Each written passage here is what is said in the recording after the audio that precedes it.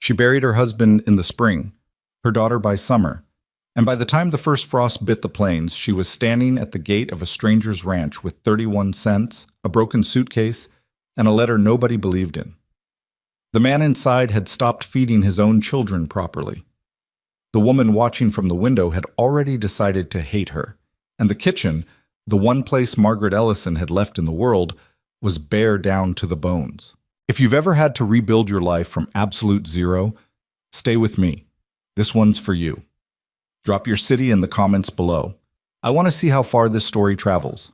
Like, share, and let's begin. The wagon driver didn't say a word the last 11 miles. That was fine. Margaret Ellison had run out of conversation somewhere around the second river crossing when the rear wheel cracked against a submerged rock and she'd had to climb down into ankle-deep freezing water to help push.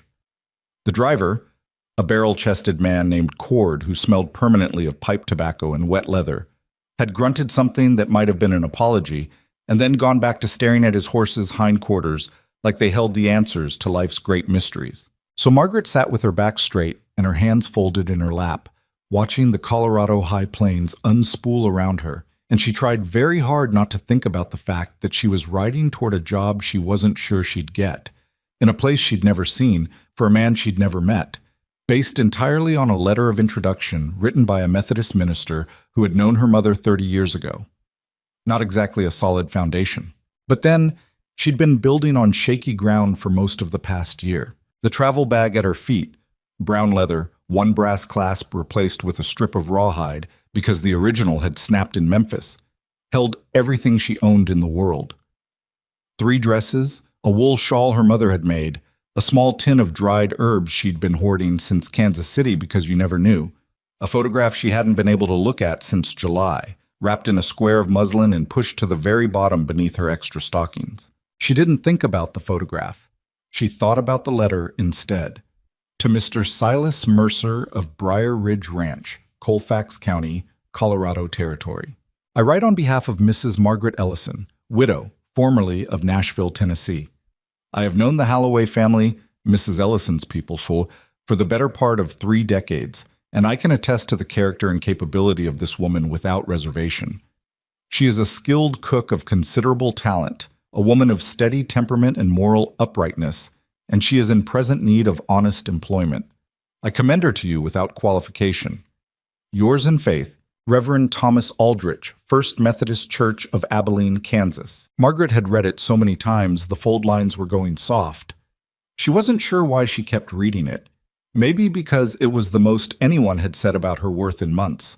Maybe because Reverend Aldrich had been so genuinely kind when he'd written it, had sat across from her in his small office with his hands pressed flat on the desk and said, "Margaret, I am going to get you somewhere safe to land." And she had needed desperately to believe that someone could do that for her. She'd believed it enough to spend her last $7 on a stage ticket north and then west. The wagon hit a rut, and the bag slid against her ankle. She pressed it back with her foot without looking down. Don't think about it. Just get there. Briar Ridge Ranch appeared first as a smear of smoke against the late afternoon sky. Thin, gray, the kind of smoke that comes from a fire barely maintained rather than one properly tended.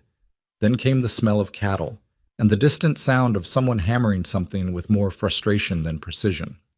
Then the fence line, weathered posts listing at uneven angles like old men who'd given up on standing straight. Then the house. Margaret had expected rough. This was rougher than rough. It was a 2-story structure that had probably been handsome once, maybe 6 or 7 years ago when it was first built, but which now wore the particular look of a place that had received no love in a long time. The porch railing had a gap in it on the left side. One of the upper shutters hung by a single hinge. The yard between the house and the main barn was a crosshatch of dried mud ruts, old hay scattered across it like someone had given up sweeping halfway through. A dog lifted its head from the porch steps and regarded her with complete indifference, then put its head back down. "This the Mercer place?" Margaret asked. Cord finally spoke. "Yep." He pulled the horses up. He did not offer to help her down with her bag. She climbed down herself. The man who came around the corner of the barn was not what she'd expected, though she couldn't have said exactly what she had expected. He was tall, lean in the way men got when they worked hard and ate poorly, with dark hair that needed cutting and the kind of jaw that looked like it hadn't seen a razor in 4 or 5 days by design rather than neglect. His shirt was clean but worn through at the left elbow. He moved like someone whose body knew how to do the work, but whose mind was somewhere else entirely. He stopped when he saw her. Margaret stood her ground. She'd learned over this past year of moving from one uncertain place to the next that the first 10 seconds of meeting a stranger determined everything. You either planted your feet or you didn't. She planted hers. "Mr. Mercer?" she said. It wasn't a question. He looked at her for a long moment, then at the wagon, where Cord was already turning his horses around with the aggressive efficiency of a man who wanted to be somewhere else before dark. "You're the woman Aldrich wrote about," Silas Mercer said. "Margaret Ellison." She held out her hand. He shook it. His grip was solid and brief, the grip of a man who'd learned that a handshake was a transaction, not a courtesy. "You're smaller than I expected." "Most things look smaller when there's nothing around them to give scale," she said. "I imagine your pantry looks the same way right now." Something crossed his face. Not quite a smile, but in the neighborhood. "Word travels. Reverend Aldrich mentioned you'd had a difficult season." "Aldrich is a minister. Difficult is what ministers call everything short of catastrophe." He picked up the bag she'd set down and started toward the house. "Come on then, I'll show you what we're working with." Well, what they were working with was, in a word, grim. The kitchen was at the back of the house, a large room that had once been the heart of the place. She could see that in the bones of it, the wide stone fireplace, the solid oak work table, the iron range that was a good model, a garland, probably cost real money when it was new. But the room had the feel of a space that had been abandoned slowly, not all at once. The shelves were 3/4 bare. There was a half-empty sack of cornmeal on the floor, a few jars of things she couldn't identify, a small tin of lard, a string of onions hanging by the back door, most of them sprouted, some dried beans that had been sitting long enough to have the look of pebbles. "How many men?" she asked. "6 ranch hands, myself, and my 2 children." He paused. "Clara is 10. Will is 6. "Do they eat with the hands or separate?" "They eat with me. The hands take their meals in the bunkhouse. There's a small cook area there, but it hasn't been properly used in—" He stopped. "Since your wife passed," she said. She said it straight, not softening it into nothing, because she'd learned that softening it was worse. It was like touching a bruise through gauze. You still touched it. He looked at her. "Since then." "When was that?" 8 months ago. February? 8 months. And the ranch looked like it had been 8 years. But grief had a way of doing that, of making time buckle and stretch in ways that defied arithmetic. "What have they been eating?" she asked. "Salt pork when there was some. Biscuits when someone thought to make them. Whatever the men scrounged from their own stores." His voice was flat. She didn't think the flatness was indifference. She thought it was the voice of a man describing something he was ashamed of and couldn't find the energy to dress up. "I know it's not—" "It's fine," she said. "I've worked with less." She wasn't entirely sure that was true, but she needed to believe it right now, and she needed him to believe it. So she said it like it was a fact she was reporting rather than a hope she was clinging to. She set her bag against the far wall and moved to the shelves, beginning to inventory what was actually there, touching jars, opening lids, smelling things.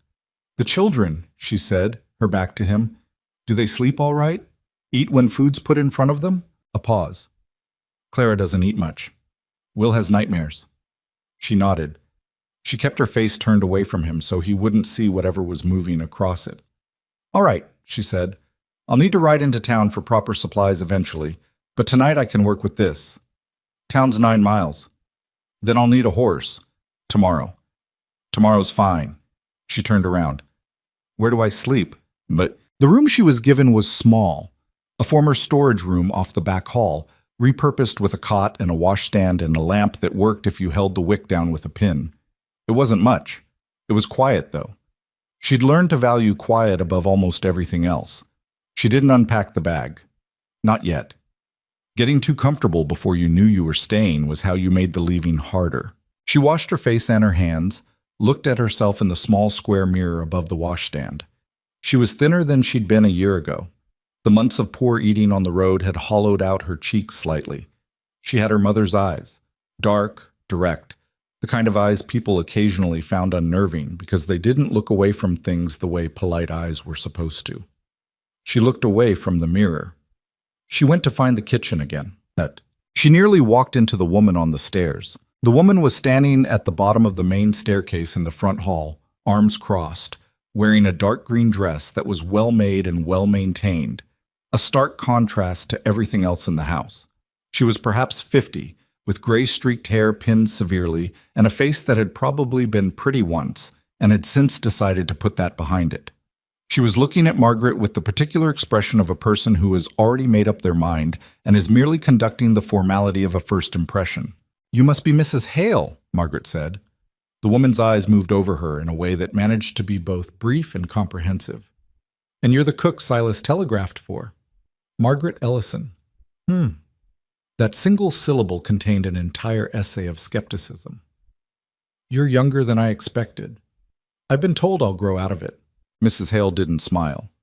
"I want to be plain with you, Mrs. Ellison. I have been managing this household since February, to the extent it can be managed.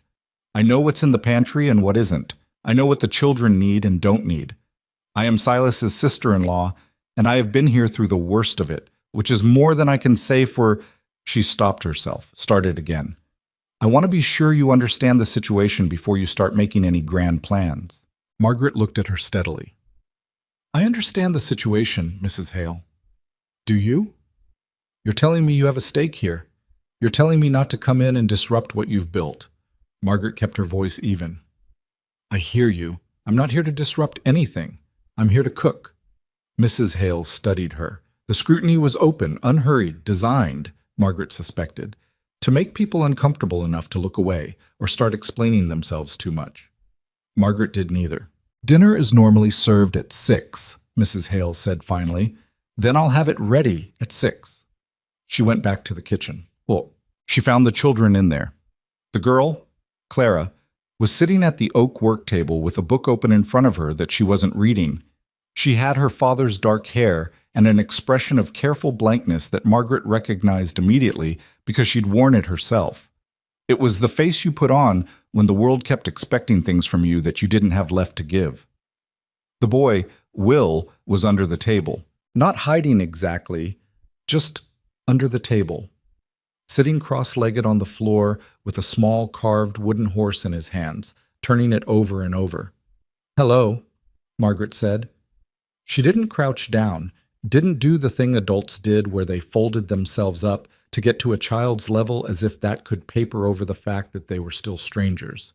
She just addressed them both at normal height, like people. "I'm Margaret. I'm going to be cooking for a while." Clara looked up from the book she wasn't reading. "We had a cook before. She left. People do sometimes. She said it was too far from town." "That's a reason." "Do you think it's too far from town?" Margaret considered this honestly. "I think it's very far from town. I don't think that's a reason to leave." She moved to the shelves and started pulling things down. The cornmeal, the lard, the onions, the beans. "What do you usually have for supper?" A pause. Clara looked at her brother's feet, visible below the table hem. "Salt pork mostly, or biscuits." Another pause. "The biscuits haven't been very good." "No? Aunt Edith makes them. She's not—" Clara stopped. "She's not a natural cook," Margaret said, filling it in neutrally. "I wasn't going to say that. I know, but it's all right to notice things." Margaret found a cast-iron pot on a low shelf, turned it over, examined it. Good pot, just neglected. "What does your brother like to eat?" A small voice from under the table. "Cornbread." "Will," Clara said. "She asked," Will said. "It's all right." Margaret set the pot on the range and turned toward the fire to check what kind of heat she'd be working with. "Cornbread I can do. What else?" A longer pause from under the table. "Soup, with the stuff in it that gets soft. Vegetables. The soft kind." "Will, you don't have to—" Clara started. "It's fine," Margaret said again. She meant it. There was something almost comforting about the straightforwardness of what a 6-year-old wanted. Soup with soft vegetables and cornbread. No politics. No tests, just hunger and preference, stated plainly. Soup with soft vegetables and cornbread, that's a good supper. She looked at the shelves again. The beans would take too long, they'd need overnight soaking at least. But there were the onions, some sprouted but workable. And in the back of the bottom shelf, pushed behind a jar of something unidentifiable, she found 3 dried ears of corn still on the cob, overlooked. In a wooden crate near the back door, she found 4 potatoes that had seen better days but were still salvageable if you cut right. There was dried sage hanging above the window, and salt, and a small paper parcel of something she unfolded carefully to find flour. Not much, maybe 2 cups, but enough. She'd made meals out of less. She'd made meals out of almost nothing. In the months after the funeral, when she'd been staying with her cousin in St. Louis, and there had been 4 children to feed, and her cousin's husband's work had dried up, and everyone was quietly pretending things were fine, while inside everyone was in free fall. You learned in those months what you could make from nothing. You learned to look at a near-empty shelf and see what could become of it instead of what it lacked. She rolled up her sleeves and went to work. The ranch hands came in for supper at 6:10. 6 men ranging from about 20 to somewhere near 60, all of them wearing the expression of people who had long since stopped expecting anything interesting to happen at mealtimes. They filed into the bunkhouse cook area, which connected to the main house kitchen through a side passage, and they stopped when they smelled what was happening. "What is that?" said the youngest one, barely past 20, freckled, with the kind of red hair that would have made his mother worry about sunburn. "Sit down," Margaret said without looking up from the pot. "It smells like actual food," said another man, older, gray at the temples. He said it the way a man might say it smells like rain after a 6-month drought, with a kind of reverence that was almost embarrassing. "It is actual food," she said. "Sit down." They sat down. She ladled the soup first, potato and onion, built with the corn scraped from the dried ears for sweetness and body, seasoned with sage and salt, and a patience that she'd learned was itself a kind of ingredient, because rushing a soup was how you ended up with something that tasted like hot water with ambitions. It wasn't the soup she could have made in a full kitchen with a proper larder. It wasn't the soup she'd have made in her own kitchen in Nashville, the one on Cobb Street with the good stove and the herb garden out back, and she stopped that thought. It was, however, the best soup that could be made from those ingredients in that kitchen on that particular evening, and when she set the pot on the table and the men began filling their bowls, the silence that fell was the good kind of silence, the eating kind. The cornbread came out of the oven 12 minutes later, golden, not perfect, the bottom crust slightly thicker than she'd intended because the range ran hot on the left side, a quirk she'd have to map over time. And she cut it in the pan and set it on the table on a board she'd found, and she watched, from the corner of her eye, the youngest ranch hand tear a piece in half and put it in his mouth and close his eyes for just a second. "Ma'am," said the older man with gray temples. He said it like it was a complete sentence. "Eat," she said. Silas Mercer ate in the main dining room with Clara and Will and Mrs. Hale. Margaret served them there. She was the cook, that was the arrangement, and she moved quietly, setting bowls down and going back for the bread, and not intruding on the particular silence of a family meal that isn't quite a family. Not yet, and maybe not for a long time. Will ate the soup. He ate all of it, slowly, leaning over his bowl with a seriousness that was almost funny in someone so small. When he finished, he looked at the empty bowl, then looked at Margaret. "More?" she asked. He nodded. She ladled him more.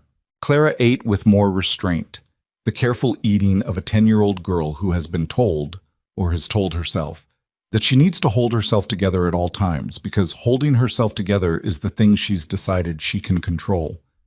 But she cleaned her bowl, and she reached for a second piece of cornbread without asking. And that second piece of cornbread felt like the most honest thing that had happened at that table in a long time. Silas ate without speaking. He looked once at the bread on his plate, then at some middle distance over Will's head, then back at his bowl. Something moved through his expression. Margaret caught it from the doorway, not watching deliberately, but not looking away either. She couldn't have named what it was exactly. Not grief, or not only grief. Something older than that. The look of a man who had forgotten, for a while, what it felt like to sit at his own table and have someone have cooked for him, and who was being reminded of it in a way that hurt slightly, the way coming back to warmth after cold hurt slightly at first. Mrs. Hale ate with perfect posture and said nothing. Margaret cleaned the kitchen alone afterward. She didn't ask for help, and nobody offered. That was fine. She worked methodically, scrubbing the pot first, then the bowls, stacking everything, checking the range, making note of what she'd need to do differently tomorrow. The corn was almost gone, but there was enough cornmeal for 2 more batches. The onions would last another week if she was careful. She needed potatoes, real ones, and beans that hadn't turned to stones, and flour, and eggs if the ranch had chickens.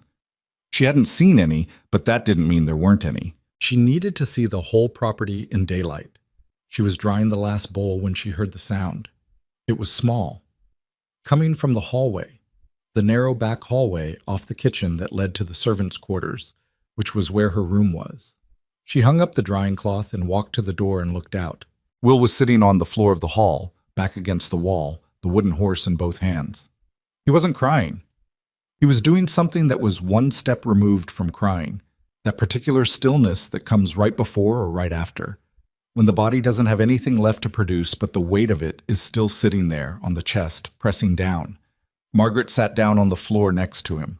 She didn't say anything, she just sat there. After a while he said, without looking at her, "I don't like the nighttime." "A lot of people don't," she said. "Do you?" She thought about it. "Sometimes, when I can hear crickets, I like it, or rain on a roof."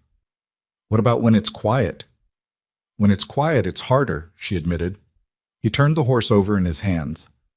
"My mama used to sit with me," he said, "when it was quiet, and I didn't like it." Margaret didn't say anything to that. There was nothing to say.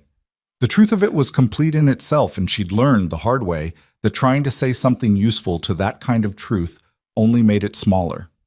They sat there together in the narrow hall for a few more minutes. Then Will got up, tucked the horse under his arm, and padded down the hall toward the stairs. "Night," he said. "Good night, Will," she said. She stayed sitting on the floor for a moment after he was gone, her back against the wall, looking at the dark end of the hallway. "Don't think about it. Don't think about her." She got up. She went to her room. She did not open the bag. She lay down on the cot in her dress because it was cold and she was tired, and she told herself to sleep. And eventually, after a long time, she did. She was up before first light. Not because she'd slept well, she hadn't exactly, but because she'd trained herself over the past year to treat sleeplessness as time rather than waste. You could lie there fighting it, which accomplished nothing, or you could get up and do something, which at minimum meant you were useful. She'd chosen useful. The kitchen was cold. She built the fire in the range first, working quietly so as not to wake the house. And when the iron began to tick and warm, she put water on and went through the pantry again by lantern light, making her proper inventory list on the back of an old receipt she found in a drawer. She was still writing when Clara appeared in the kitchen doorway at 5:30. The girl was dressed, not in nightclothes, fully dressed, the same careful presentation as last night. Her hair was braided, slightly imperfect, the kind of braid a 10-year-old does herself in a mirror. "You're up early," Margaret said. "I'm always up early," Clara said. She came into the kitchen and stood near the range for warmth. "My mother used to get up early, too." Margaret didn't stop writing. "Did she?"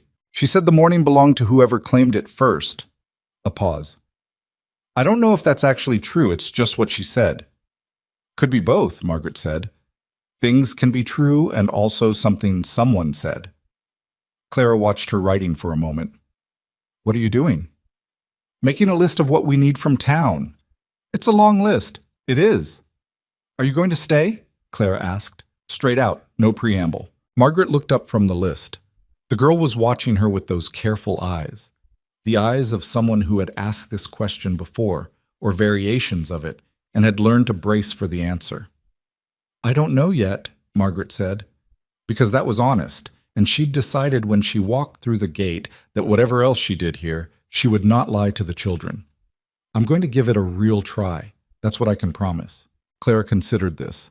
Whatever she concluded, she kept to herself. "Breakfast is usually just biscuits," she said. "I noticed. How about something else today?" "Like what?" I found some salt pork in the cold box. I can do fried pork and cornmeal mush. It's not glamorous, but it's warm and it sticks. Clara made a face that was trying not to be a face. Will likes sweet things in the morning. I'll put a little molasses on his if there's any. There's some in the back of the second shelf, behind the lamp oil. Thank you.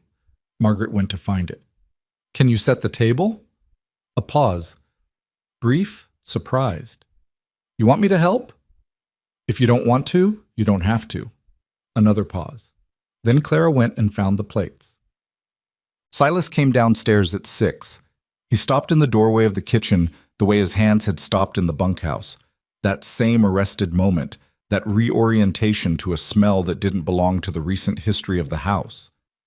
Then he came in and sat at the table where Clara was already seated and Will was working through his mush with the molasses on top, very seriously, as if eating were a task that required full concentration. Smells good, Silas said. It came out slightly stiff, the way a compliment comes from someone who isn't used to giving them. Thank you. Margaret set a plate in front of him. I need to get to town today. I've got a list. I said I'd arrange a horse. I know. I wanted to remind you. She sat down across from him, not at the head of the table, at the side, and poured herself a cup of coffee. She had the right, she decided. She'd made the coffee. Silas looked at the list she'd set on the table. His eyes moved down it. She watched his expression, looking for the thing she'd seen in men before. The look that said, I can't afford this. The look that said, I don't have that. The look that retreated into defensiveness because the list had made concrete something he'd been successfully not looking at. He didn't make that face. He looked at the list like a man looking at a map of territory he needed to traverse. Some of this I can get from the Hendersons, he said. Neighboring ranch. They owe me from spring. Whatever helps. The eggs. We have chickens. They're in the old coop behind the east barn. Clara can show you. He looked at Clara. Can you show her? Yes, Clara said. I'll need someone to carry things from town, Margaret said. I'm assuming I can't drive the wagon myself. Hector can go with you. He meant she assumed one of the ranch hands. He knows the roads. All right. Mrs. Hale appeared in the doorway then, fully dressed as before, taking in the scene. The table, the food, Silas eating, the children eating, Margaret sitting at the side with a coffee cup. And something moved through her face that was too complicated to categorize quickly. Good morning, Edith, Silas said. Morning. She came to the table and sat. Margaret set a plate in front of her. Mrs. Hale looked at it. You were up early, she said, directing it at Margaret. I was. The kitchen was already warm when I came down at 5. I work better in the morning. A pause. Catherine preferred the evening, Mrs. Hale said. Catherine. The name landed on the table and sat there. Will looked at his moosh. Clara looked at the window. Some people do, Margaret said. Neutral. Not filling the space the name had opened, not backing away from it. Mrs. Hale picked up her fork. The mush is adequately seasoned, she said. Coming from Mrs. Hale, Margaret suspected, that was equivalent to a standing ovation. Clara showed her the chicken coop after breakfast. There were 11 hens, fewer than there should have been, Clara explained, because a fox had got into the coop in September, and nobody had thought to properly reinforce the wire until too late. The remaining hens were scrappy and unimpressed with Margaret's arrival, but they were laying. She counted 9 eggs in the nest, still warm. Do you collect them every day? Margaret asked. I used to, Clara said. She was standing at the coop entrance, watching Margaret collect eggs into her apron hem. I stopped for a while. After February? Yes. That makes sense. Clara leaned against the fence post. Aunt Edith didn't think so. She said we had to keep doing things, that stopping doing things was... She stopped. What? Indulgent was the word she used. Margaret looked at her. Clara's face was carefully arranged. Your aunt loves this family, Margaret said. She handles grief differently than some people do. She handles everything like it's a problem to be organized. Sometimes that's all you know how to do. She moved to the last nest. It doesn't mean she's wrong about everything. Clara was quiet for a moment. Then, she said you looked poor. Margaret glanced at her. Clara had the grace to look slightly uncomfortable, but she held the eye contact. She said it to my father last night after supper. I heard from the stairs. Another pause. I thought you should know. Thank you, Margaret said. She meant it. She went back to the eggs. She's not wrong either. I'm not well off. Does it bother you, what she said? Margaret thought about it honestly, the way she'd decided to be honest with this child. It bothers me a little, she said. Not because she said I look poor, because she meant it as a reason I shouldn't be trusted, and I'd rather be judged on what I can do than on what I have. Clara absorbed this. That seems reasonable, she said. The gravity of it, a 10-year-old girl delivering judgments on what was reasonable, was almost funny, and Margaret felt something shift in her chest, some knot loosened by one small increment. Come on, she said. Help me get these inside before one of those hens changes her mind. Clara almost smiled. It didn't quite make it to her face, but it was close, very close. Hector turned out to be the gray-templed man from supper. His name was Hector Vela. He'd been with the Mercer Ranch for 11 years, and he drove the supply wagon with the quiet competence of a man who had learned that most things were best done without commentary. He was not unfriendly, exactly. He was economical. He answered what was asked of him and volunteered nothing, which was, Margaret discovered, a quality she found restful. The 9-mile ride to town was cold. The wind off the plains had a bite to it that suggested the season was getting serious about turning, but the sky was the particular clear blue of high-altitude October, and the light on the grass was golden, and Margaret sat on the wagon seat and looked at the country around her and thought, not for the first time and probably not for the last, that it was not hard to see why people came out here, why they stayed. The hardest place she'd ever been had also been the most honest about what it was. The town was called Garnet Fork, population perhaps 200 on a good day.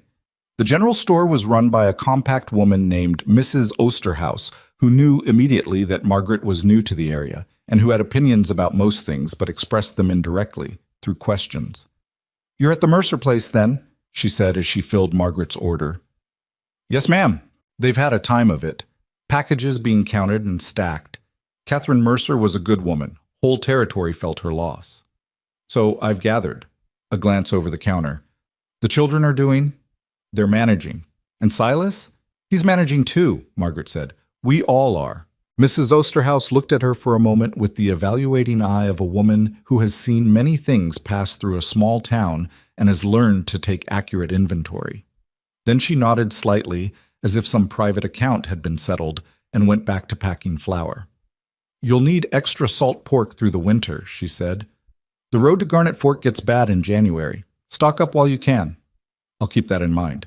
And you might want to know, there's a kitchen garden plot behind the main house at Briar Ridge. Catherine kept it up right until the end. Nobody's touched it since." Margaret went still for just a moment. Then, "Thank you. I didn't know." "No reason you would." More packages. "You're starting from scratch either way." On the ride back, with the wagon loaded and the afternoon light going amber and sideways, Hector said without preamble, "The soup last night was the best meal this ranch has seen in a year." Margaret looked at him. He was watching the road. "Thank you," she said. "Wasn't a compliment exactly. Was an observation." He paused. "Those men have been making do for a long time. Some of them have been thinking about moving on, finding a ranch where things are run proper." She understood what he was telling her. "I see. A cook doesn't run a ranch," he said, "but she runs the part that holds everything else together." He glanced at her sideways. "You know what I'm saying?" "I know what you're saying, Hector." He went back to watching the road. "Cold front coming in from the north," he said. "Going to be a hard winter." "Most things that are worth something are hard," she said. He didn't respond to that, but she saw in the corner of his profile the very slight adjustment that was Hector Vela's equivalent of a smile. She was up late that night, building out a week's worth of menus in her head, adjusting for what she'd bought and what Silas had said he could get from the neighboring Hendersons, calculating quantities and timing. She'd need to start the beans tomorrow morning so they'd be ready by evening. She'd get a proper broth going from the pork bones she'd bought in town. She needed to look at that kitchen garden. Even if nothing was left worth using, she could start planning for spring. Spring. She caught herself thinking about spring and felt something she couldn't quite name, like she'd already decided something she hadn't consciously decided yet. She blew out the lamp and sat in the dark for a while, listening to the night sounds of the ranch. Cattle in the distance, one of the horses shifting in the barn, the creak of the house settling in the cold. Somewhere above her, she heard small feet cross the floor. Will, probably. His room was above the back hallway. The feet stopped, then started again, then stopped. She listened until they stopped for good, and then she lay down in the dark, and for the first time in a very long time, she did not reach for the bottom of the bag where the photograph was, did not let herself think about it, did not spend the night walking backwards through things she couldn't change. She thought about tomorrow instead. Beans to soak, broth to start, a garden to look at, a family to feed. Start there, she told herself, start with what's in front of you. It wasn't peace exactly, but it was something she could work with. The beans had been soaking since 4 in the morning. Margaret knew this because she'd been the one to put them in water at 4 in the morning, standing barefoot on the cold kitchen floor in the dark, listening to the house breathe around her. She'd learned, in the months since Nashville, that her body had stopped trusting sleep the way it used to. It would give her 4 or 5 hours and then pull her back up to the surface. Not urgently, just firmly, the way a hand might close around your arm and tug. Up.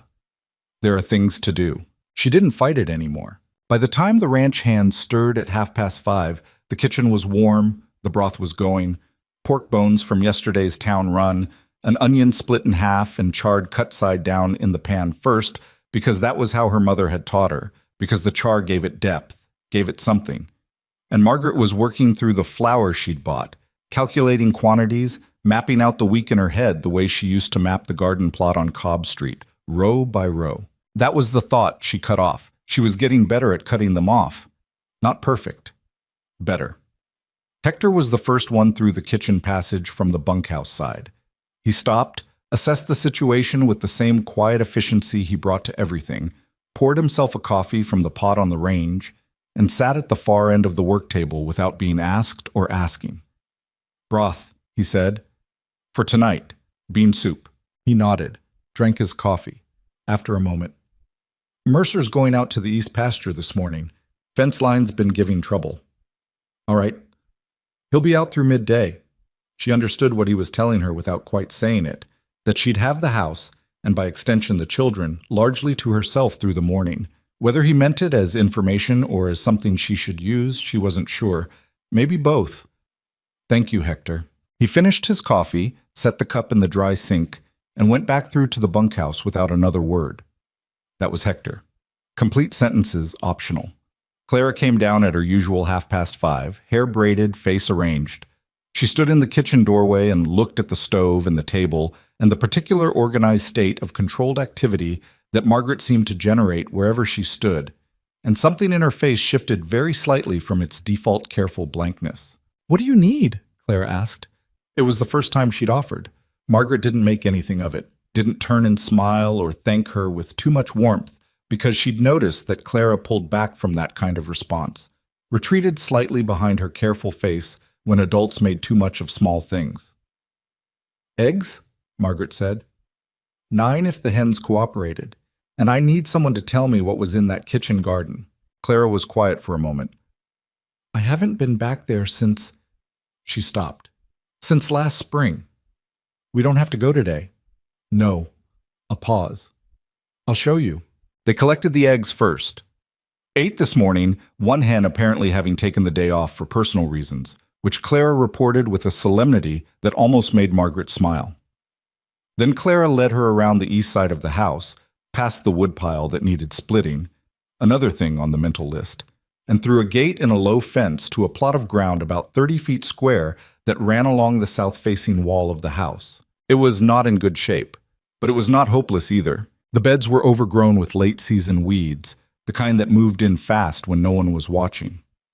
The wooden markers Catherine Mercer had put in to label her rows were still there, though legible if you bent close.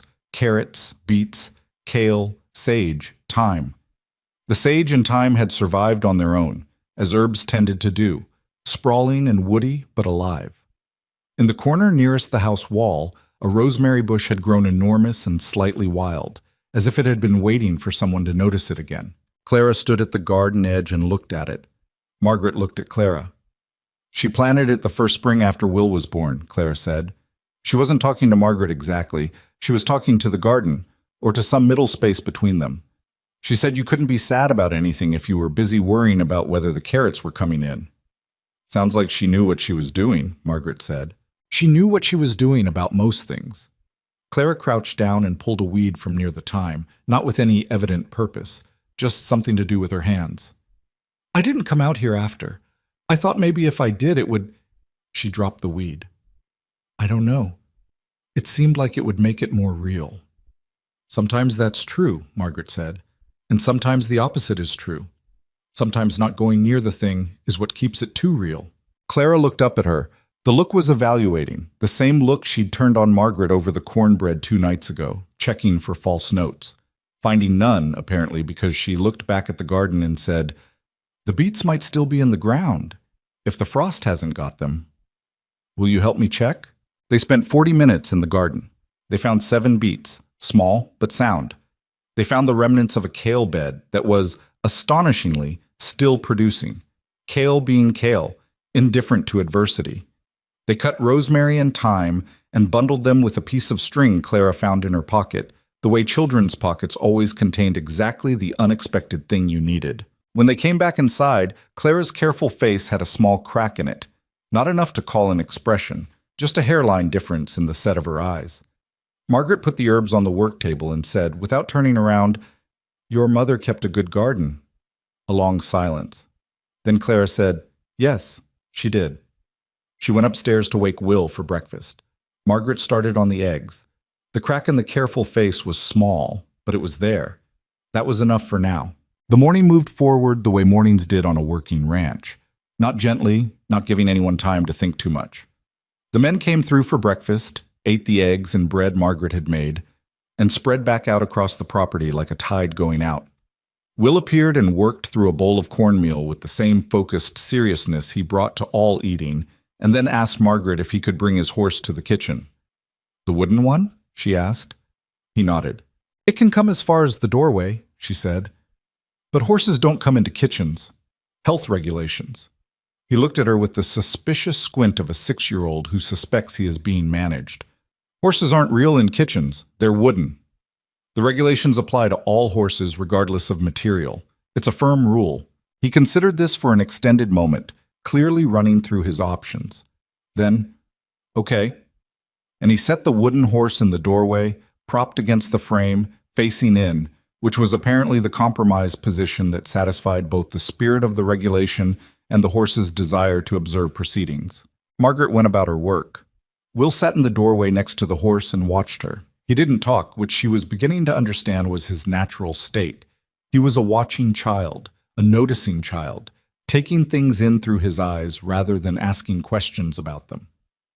After 20 minutes of silence, he said, "You're doing the stirring thing again." "The what?" "When you stir things, you count. In your head. Your lips move a little." She stopped stirring, then started again. "I didn't know that." "You do it every time," he said. "I was counting too. You go to about 30, and then you stop and check it. My mother taught me that. 30 stirs and check. If you rush it, things stick." "Did she teach you everything?" "Most of the kitchen things. Your mother probably taught you things too." "She taught me to tie my shoes," he said, "but I still can't do it right. Clara does them." "We can practice if you want." He thought about it. "Maybe." That was the end of the conversation. He went back to watching. The horse watched too from the doorway. It was not a terrible morning. The trouble came after lunch. It came in the form of Mrs. Edith Hale appearing in the kitchen at 1:30 with a look on her face that Margaret had come to recognize as the look of a woman who had been composing something in her head for several hours and had finally decided to deliver it. "I want to speak plainly," Mrs. Hale said. "I'd expect nothing less," Margaret said. She was working on the bread dough and she didn't stop. Stopping felt like yielding ground. "I spoke to Silas this morning before he left." Mrs. Hale came to stand at the other side of the work table. The table between them felt deliberate. I told him I had concerns. About me. About the arrangement. She folded her hands on the tabletop. It was a habit, Margaret noticed, this folding of hands. It was how Mrs. Hale kept herself from fidgeting, or maybe from doing something more aggressive. You've been here 3 days. You've rearranged the pantry, taken stock of the kitchen garden, which was Catherine's private. She stopped herself, restarted. You've been taking the children into the yard without telling anyone. I told Clara I was going to the garden. She offered to come. She's 10 years old. Yes, and she's not a baby. She knows where the garden is and what's in it and what it means to her, and she made her own choice to go. Margaret kept working the dough. I didn't drag her anywhere, Mrs. Hale. That garden. The folded hands tightened. You don't know what that garden meant to this family. I know more than you might think, Margaret said. Clara told me her mother planted it the spring after Will was born. She told me she hadn't been back since February because she thought it would make things more real. She paused in her kneading. She went back, and she found beets and kale still growing, and she pulled some weeds, and she came inside a little lighter than she went out. I won't apologize for that. Mrs. Hale was quiet for a moment. The silence had a different quality than her usual silences, less composed. You're very sure of yourself, she said finally. Not particularly, but I know what I saw this morning. You've known this child for 3 days. That's true. Margaret started working the dough again. I also knew my own daughter for 2 years and 4 months, and I know what the face of a child carrying something looks like, because I had to watch it, and I couldn't fix it, and I know the difference between a child being pushed somewhere painful and a child choosing to walk somewhere hard on their own terms. Her voice came out even, because she'd made it be even, and she did not look up from the dough. I wasn't pushing Clara, I was following her lead. The kitchen was very quiet. Mrs. Hale said, after a moment, I didn't know about your daughter. It wasn't in Reverend Aldrich's letter. A pause. She died in July. Her name was Anna. More quiet. Something in the room had shifted. A degree of temperature, a pressure, something. I'm sorry, Mrs. Hale said. It came out stiff because she wasn't a woman built for easy sympathy, but Margaret heard under the stiffness that she meant it. Thank you. Neither of them said anything else for a while. Margaret worked the dough. Mrs. Hale stood at the other side of the table, and whatever she'd come in to say, the full delivered version of it, she kept to herself.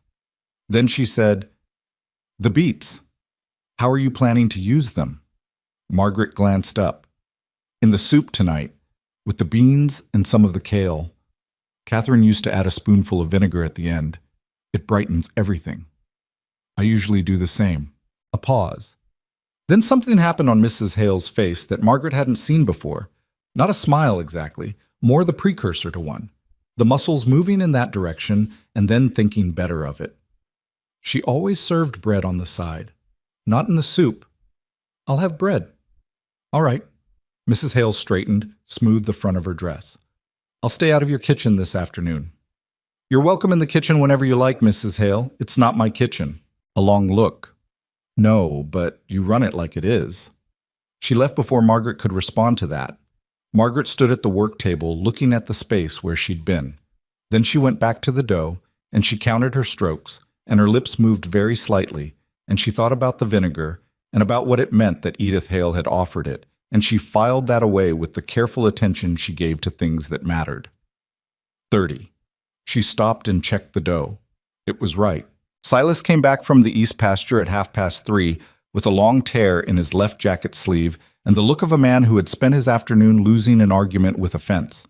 He came through the kitchen, not the front door but the back, the working entrance, knocked the mud off his boots before he came in, and stopped in the middle of the room and looked around at the state of it. It looked different than it had 3 days ago.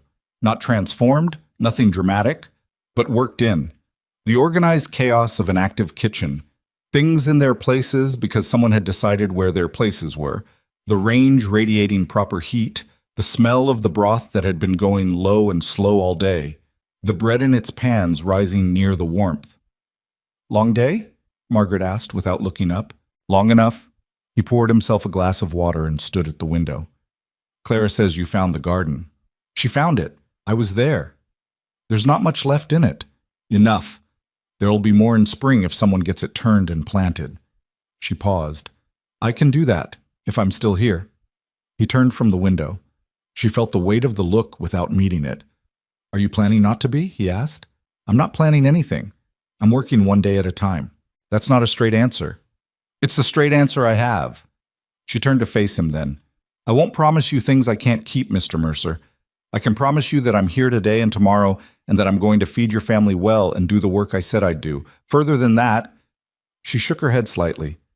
I've learned not to promise further than that. He looked at her for a long moment. There was something behind his eyes that she couldn't quite read. Not irritation, something more complicated, the look of a man who understands a thing because he is living the same principle himself. Fair enough, he said finally. He finished his water, set the glass down, and went toward the hall, stopped in the doorway. The fence needed 40 yards of new wire and I had 20. Hector's going to have to ride to Garnet Fork this week. While he's there, he can pick up salt pork. I put it on the list. A pause. You already put it on the list. I anticipated the fence problem. The fence lines on the east side looked worn when I came in on the wagon.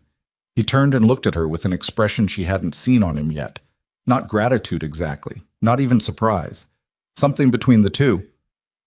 The look of a man who has been operating alone for long enough that competence in another person has started to feel foreign. I'll tell Hector, he said. He left. Margaret turned back to the stove. The broth had been going 8 hours now. She lifted the lid and checked it, adjusted the heat, added a tied bundle of the thyme and rosemary from the garden, replaced the lid. The beans were soft enough to begin adding to the pot. She started the bread baking at 4.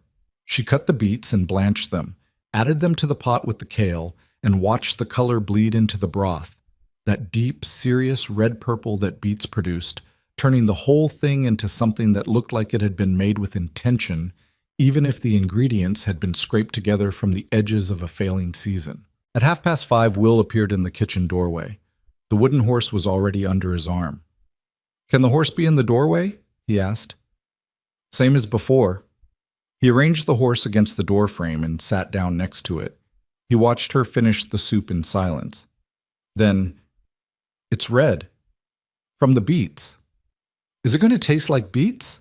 It's going to taste like everything. The beets are just one thing. He thought about this. Like how when you mix colors, you get a different color. Something like that. You still have the red and the other things in there. You just can't see them separately anymore. He was quiet for a while, working through this in whatever way he worked through things. Then, my mom made soup with beets before. Did you like it? I don't remember. A pause. I think so. It was the first time he'd mentioned his mother directly to her. She didn't turn around. She kept stirring, kept her voice at the same register it had been before. That's usually how the best food is. You don't remember deciding you liked it. You just know you do. He leaned against the doorframe and watched the steam curl up from the pot. Is dinner ready soon? 20 minutes. Okay. He picked up the horse, put it down again. Margaret? Yeah? Why do you stir things so much? So they don't stick. What happens if they stick? You lose the good parts at the bottom. They burn. She lifted the spoon, let a stream of the deep-colored broth run back into the pot. The best flavor's always at the bottom. You have to keep it moving so it doesn't burn. He looked at her. She still had her back to him, but she could feel him looking, the particular weight of a 6-year-old's full attention. Okay, he said. He seemed satisfied with this, the way children were sometimes satisfied with answers that weren't really about what they'd asked. He got up, tucked the horse back under his arm, and went to wash his hands for dinner without being told. Margaret stood at the stove. She added the spoonful of vinegar.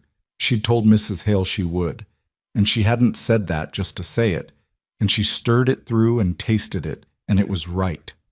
The vinegar did what it always did, cut through the heaviness, made everything present, pulled the flavors forward. She put the lid back on. She went to cut the bread. Dinner that evening was different from the first night. Not dramatically. There was no ceremony, no announcement. It was just that the people sitting at the table were sitting slightly differently. The ranch hands, in the bunkhouse, had been expecting it to be good this time. She could hear them through the passage, the different quality of the noise before the meal, a kind of restless readiness. The youngest one, The freckled redhead, whose name she'd learned was Pete, had come by the kitchen side passage in the afternoon on a thin pretext about needing to know if there was more coffee, and had stood for a moment just breathing in the smell of the broth with an expression of unguarded contentment. In the dining room, Clara sat down and unfolded her napkin and looked at the soup Margaret set before her, and looked at the bread on the board, and said, "It's red." "Beets," Will said immediately, with the authority of one who has been thoroughly briefed. "From the garden?" Clara asked. "Yes," Margaret said. Clara looked at the soup for a moment. Then she picked up her spoon. "Okay." She ate. She ate all of it, without the careful restraint of the first nights, the performance of not wanting too much. She ate like a child who was hungry, and the food in front of her was good. Across the table, Silas watched his daughter eat. He had both hands around his bowl, and he was watching Clara with the look of a man watching something he'd been afraid he wasn't going to see again. It was a private look. Margaret caught it from the door and looked away immediately, because some things weren't meant to be witnessed. Mrs. Hale, sitting at the far end, ate her soup and said nothing for a long time. Then she said, to no one in particular, "The vinegar is right." "Thank you," Margaret said from the doorway. "Don't thank me. It's an observation." But the precursor thing happened on her face again. That small movement in the direction of something warmer. After supper, after the dishes, Margaret went outside. Not for any reason she could have articulated exactly. The kitchen was done, and the house was settling into its nighttime rhythms, and she needed, suddenly, the cold air and the open sky. She stood on the back step and looked out over the yard toward the barn, and she could see light in the bunkhouse windows and hear the low sound of men's voices carrying across the dark.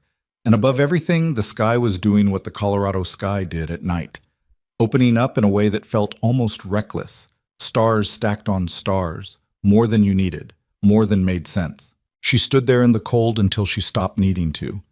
Then she heard the screen door behind her and turned to find Silas Mercer standing on the step. He had his jacket on and a coffee cup in his hand, and he'd clearly come outside for the same vague reason she had. They stood there side by side for a moment, both looking at the barn. "My wife planted that rosemary the second spring we were here," he said. He wasn't looking at her. "She said it would take forever to get established. Said you had to be patient with rosemary or it would spite you. Seems like it eventually cooperated. Took 3 years. She almost gave up on it twice." A pause. "Clara cut some of it today." "Yes, for the broth." He was quiet for a moment. "That's all right," he said. He said it like he was telling himself as much as her. "That's all right." She didn't say anything. The cold settled around both of them, comfortable in its way, honest. "Will ate 3 bowls," Silas said. "I know. I counted." "He hasn't eaten like that since—" He stopped. "He's hungry," Margaret said.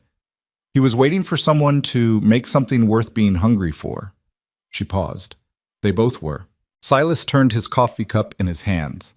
Above the barn, a nightbird of some kind cut across the star field and disappeared. "Mrs. Hale spoke to you today." "She did. She told me." He looked sideways at her. "She said you gave as good as you got." "I said what was true."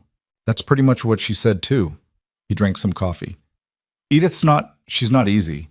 She wasn't easy before Catherine died, and she's less easy now, but she loves those children. She's been here every day since February because she didn't have anywhere else she needed to be as much as here." "I know," Margaret said. "I could see that, under the rest of it." He nodded slowly. "She's not wrong that you've moved fast. There wasn't time not to. The pantry was empty and the children weren't eating and your men were thinking about leaving." She said it plainly, not to criticize, just to name what had been true. Sometimes moving fast isn't impatience. It's just what the situation asks for. He didn't argue with that. After a while he said, "You mentioned a daughter. Edith told me." "Yes. I'm sorry." "Thank you." Two people standing in the cold who both knew that "I'm sorry" didn't cover it, and nothing else did either. There was a particular solidarity in that, Margaret thought, the solidarity of insufficient language. "I should get in," she said. "Yeah." He didn't move immediately. Neither did she.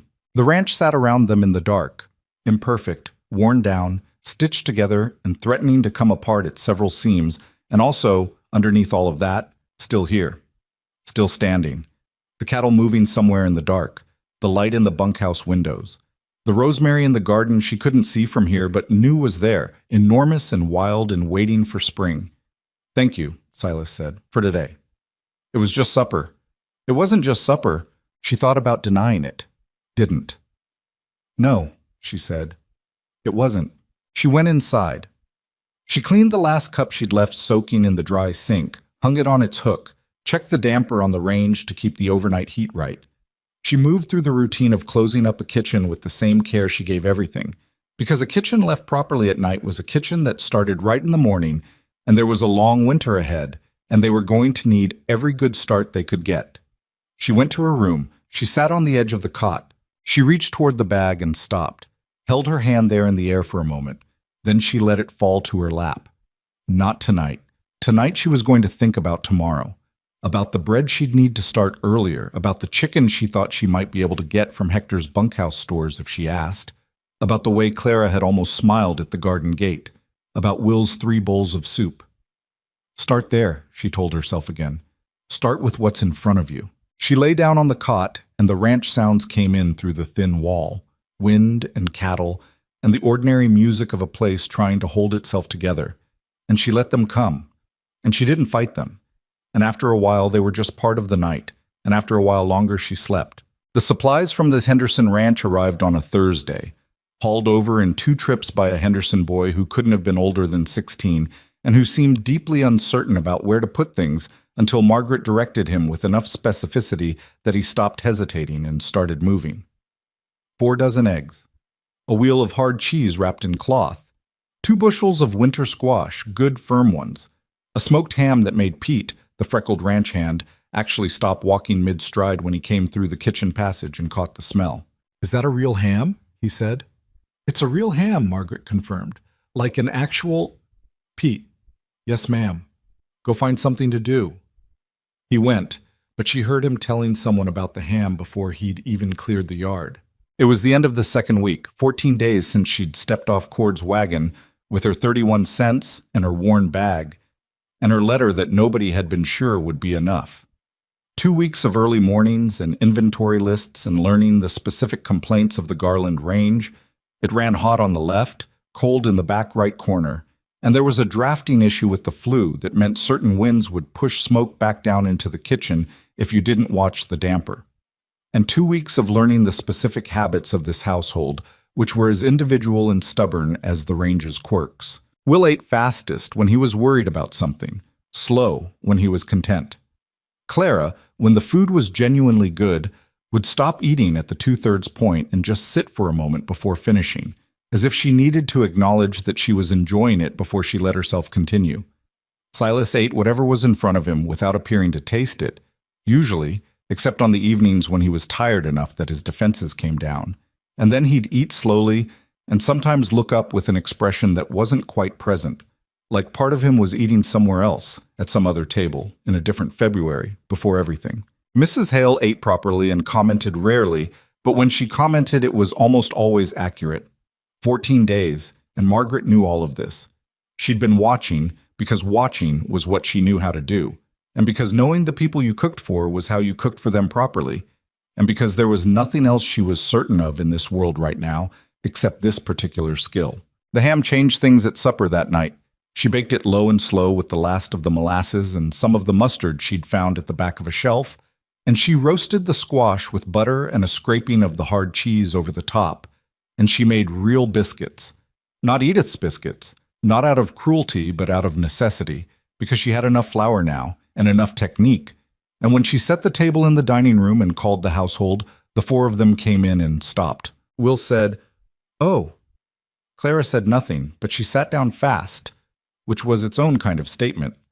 Silas looked at the table and then at Margaret with the expression she was beginning to recognize as his version of being moved by something. A slight tension around his eyes, like he was working to keep his face from doing something more than he intended. "Where did you learn to do this?" he asked. "My mother's kitchen," she said.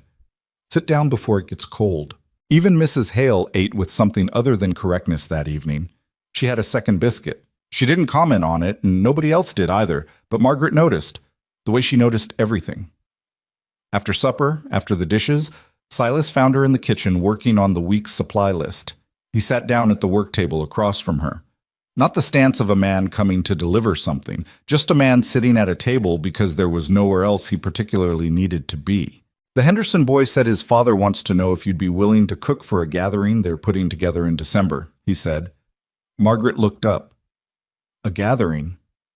Winter social. They host one most years, 30, 40 people from across the territory. He turned a coffee cup in his hands. I said I'd pass it along. I'm not telling you what to do. It'd be additional work. It'd be additional pay? Yes. She considered. Would you need me here that day? I can manage one day. Then I'll think about it. She went back to her list. How's the east fence? Better. Hector and I spent 2 days on it. A pause. Still needs work in the spring. There's a lot in this place that needs spring. Yes. He said it without self-pity, just as a fact he was acquainted with.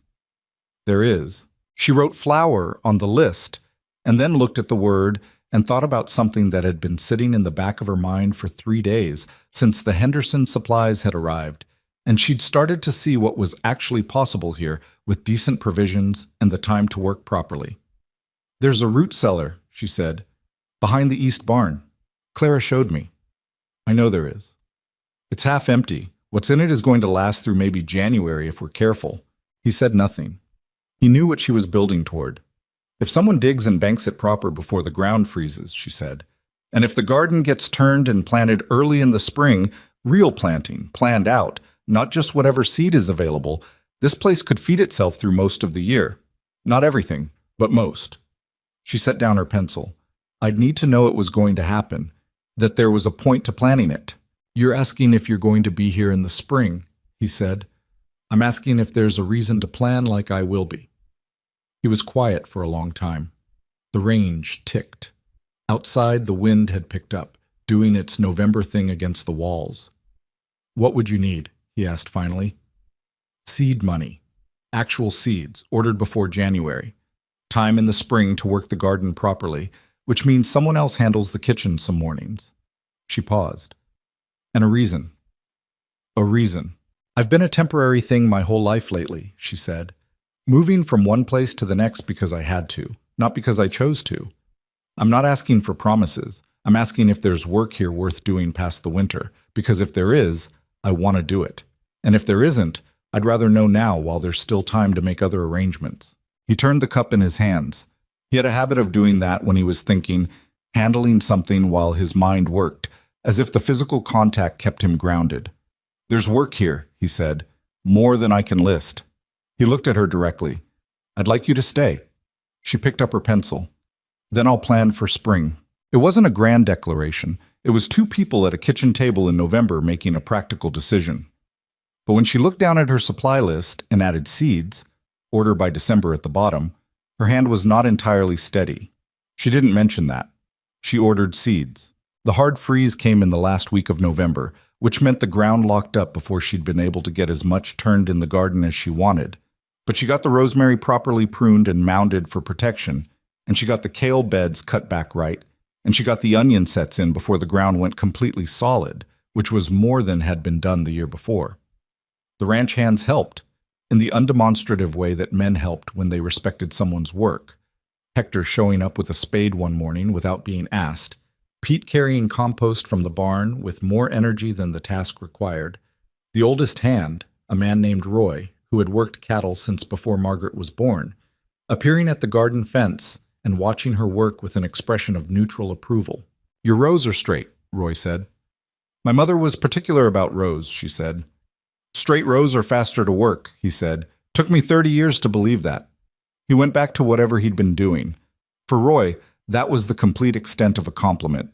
The house itself was changing too, slowly, the way houses did when someone was paying attention to them. Not the big repairs, those were Silas's territory, and the winter wasn't the time for them, but the accumulated small things that spoke of whether a place was cared for or merely occupied.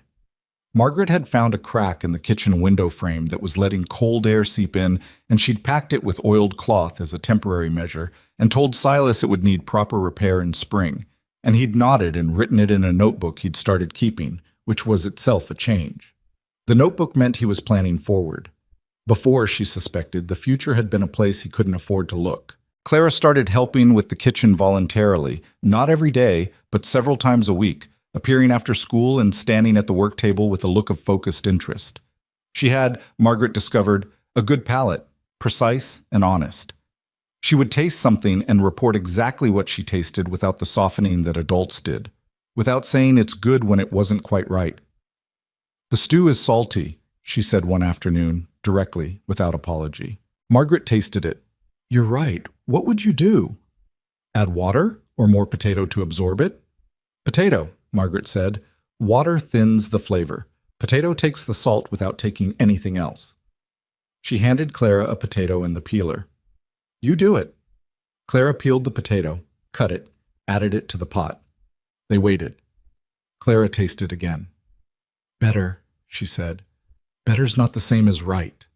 "I know." She tasted once more. "It's right now." Margaret looked at her.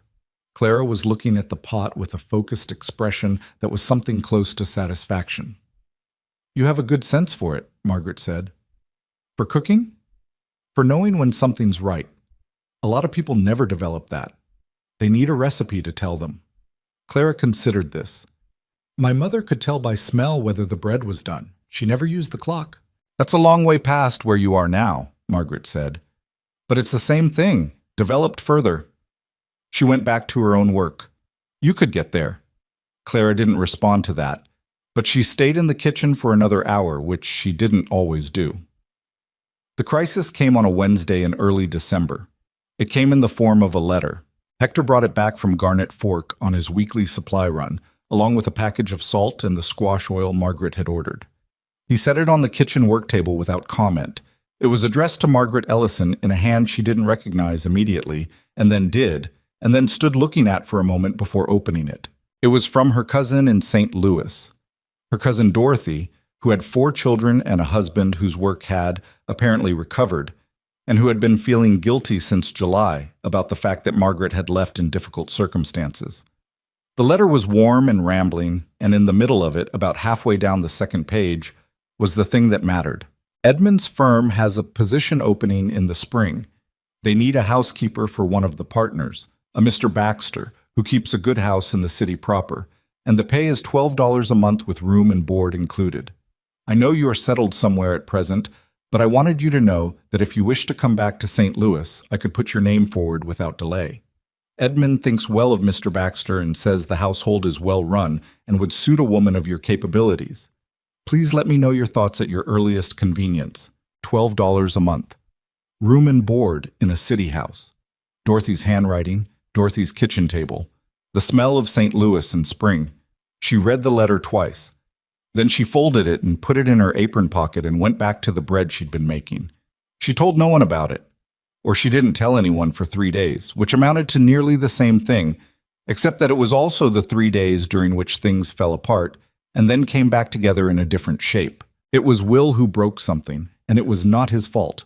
He'd been sitting at the kitchen table, not the doorway this time, at the table itself, which was a recent development, his horse propped against the salt cellar while he worked on something with a piece of paper and a stub of pencil.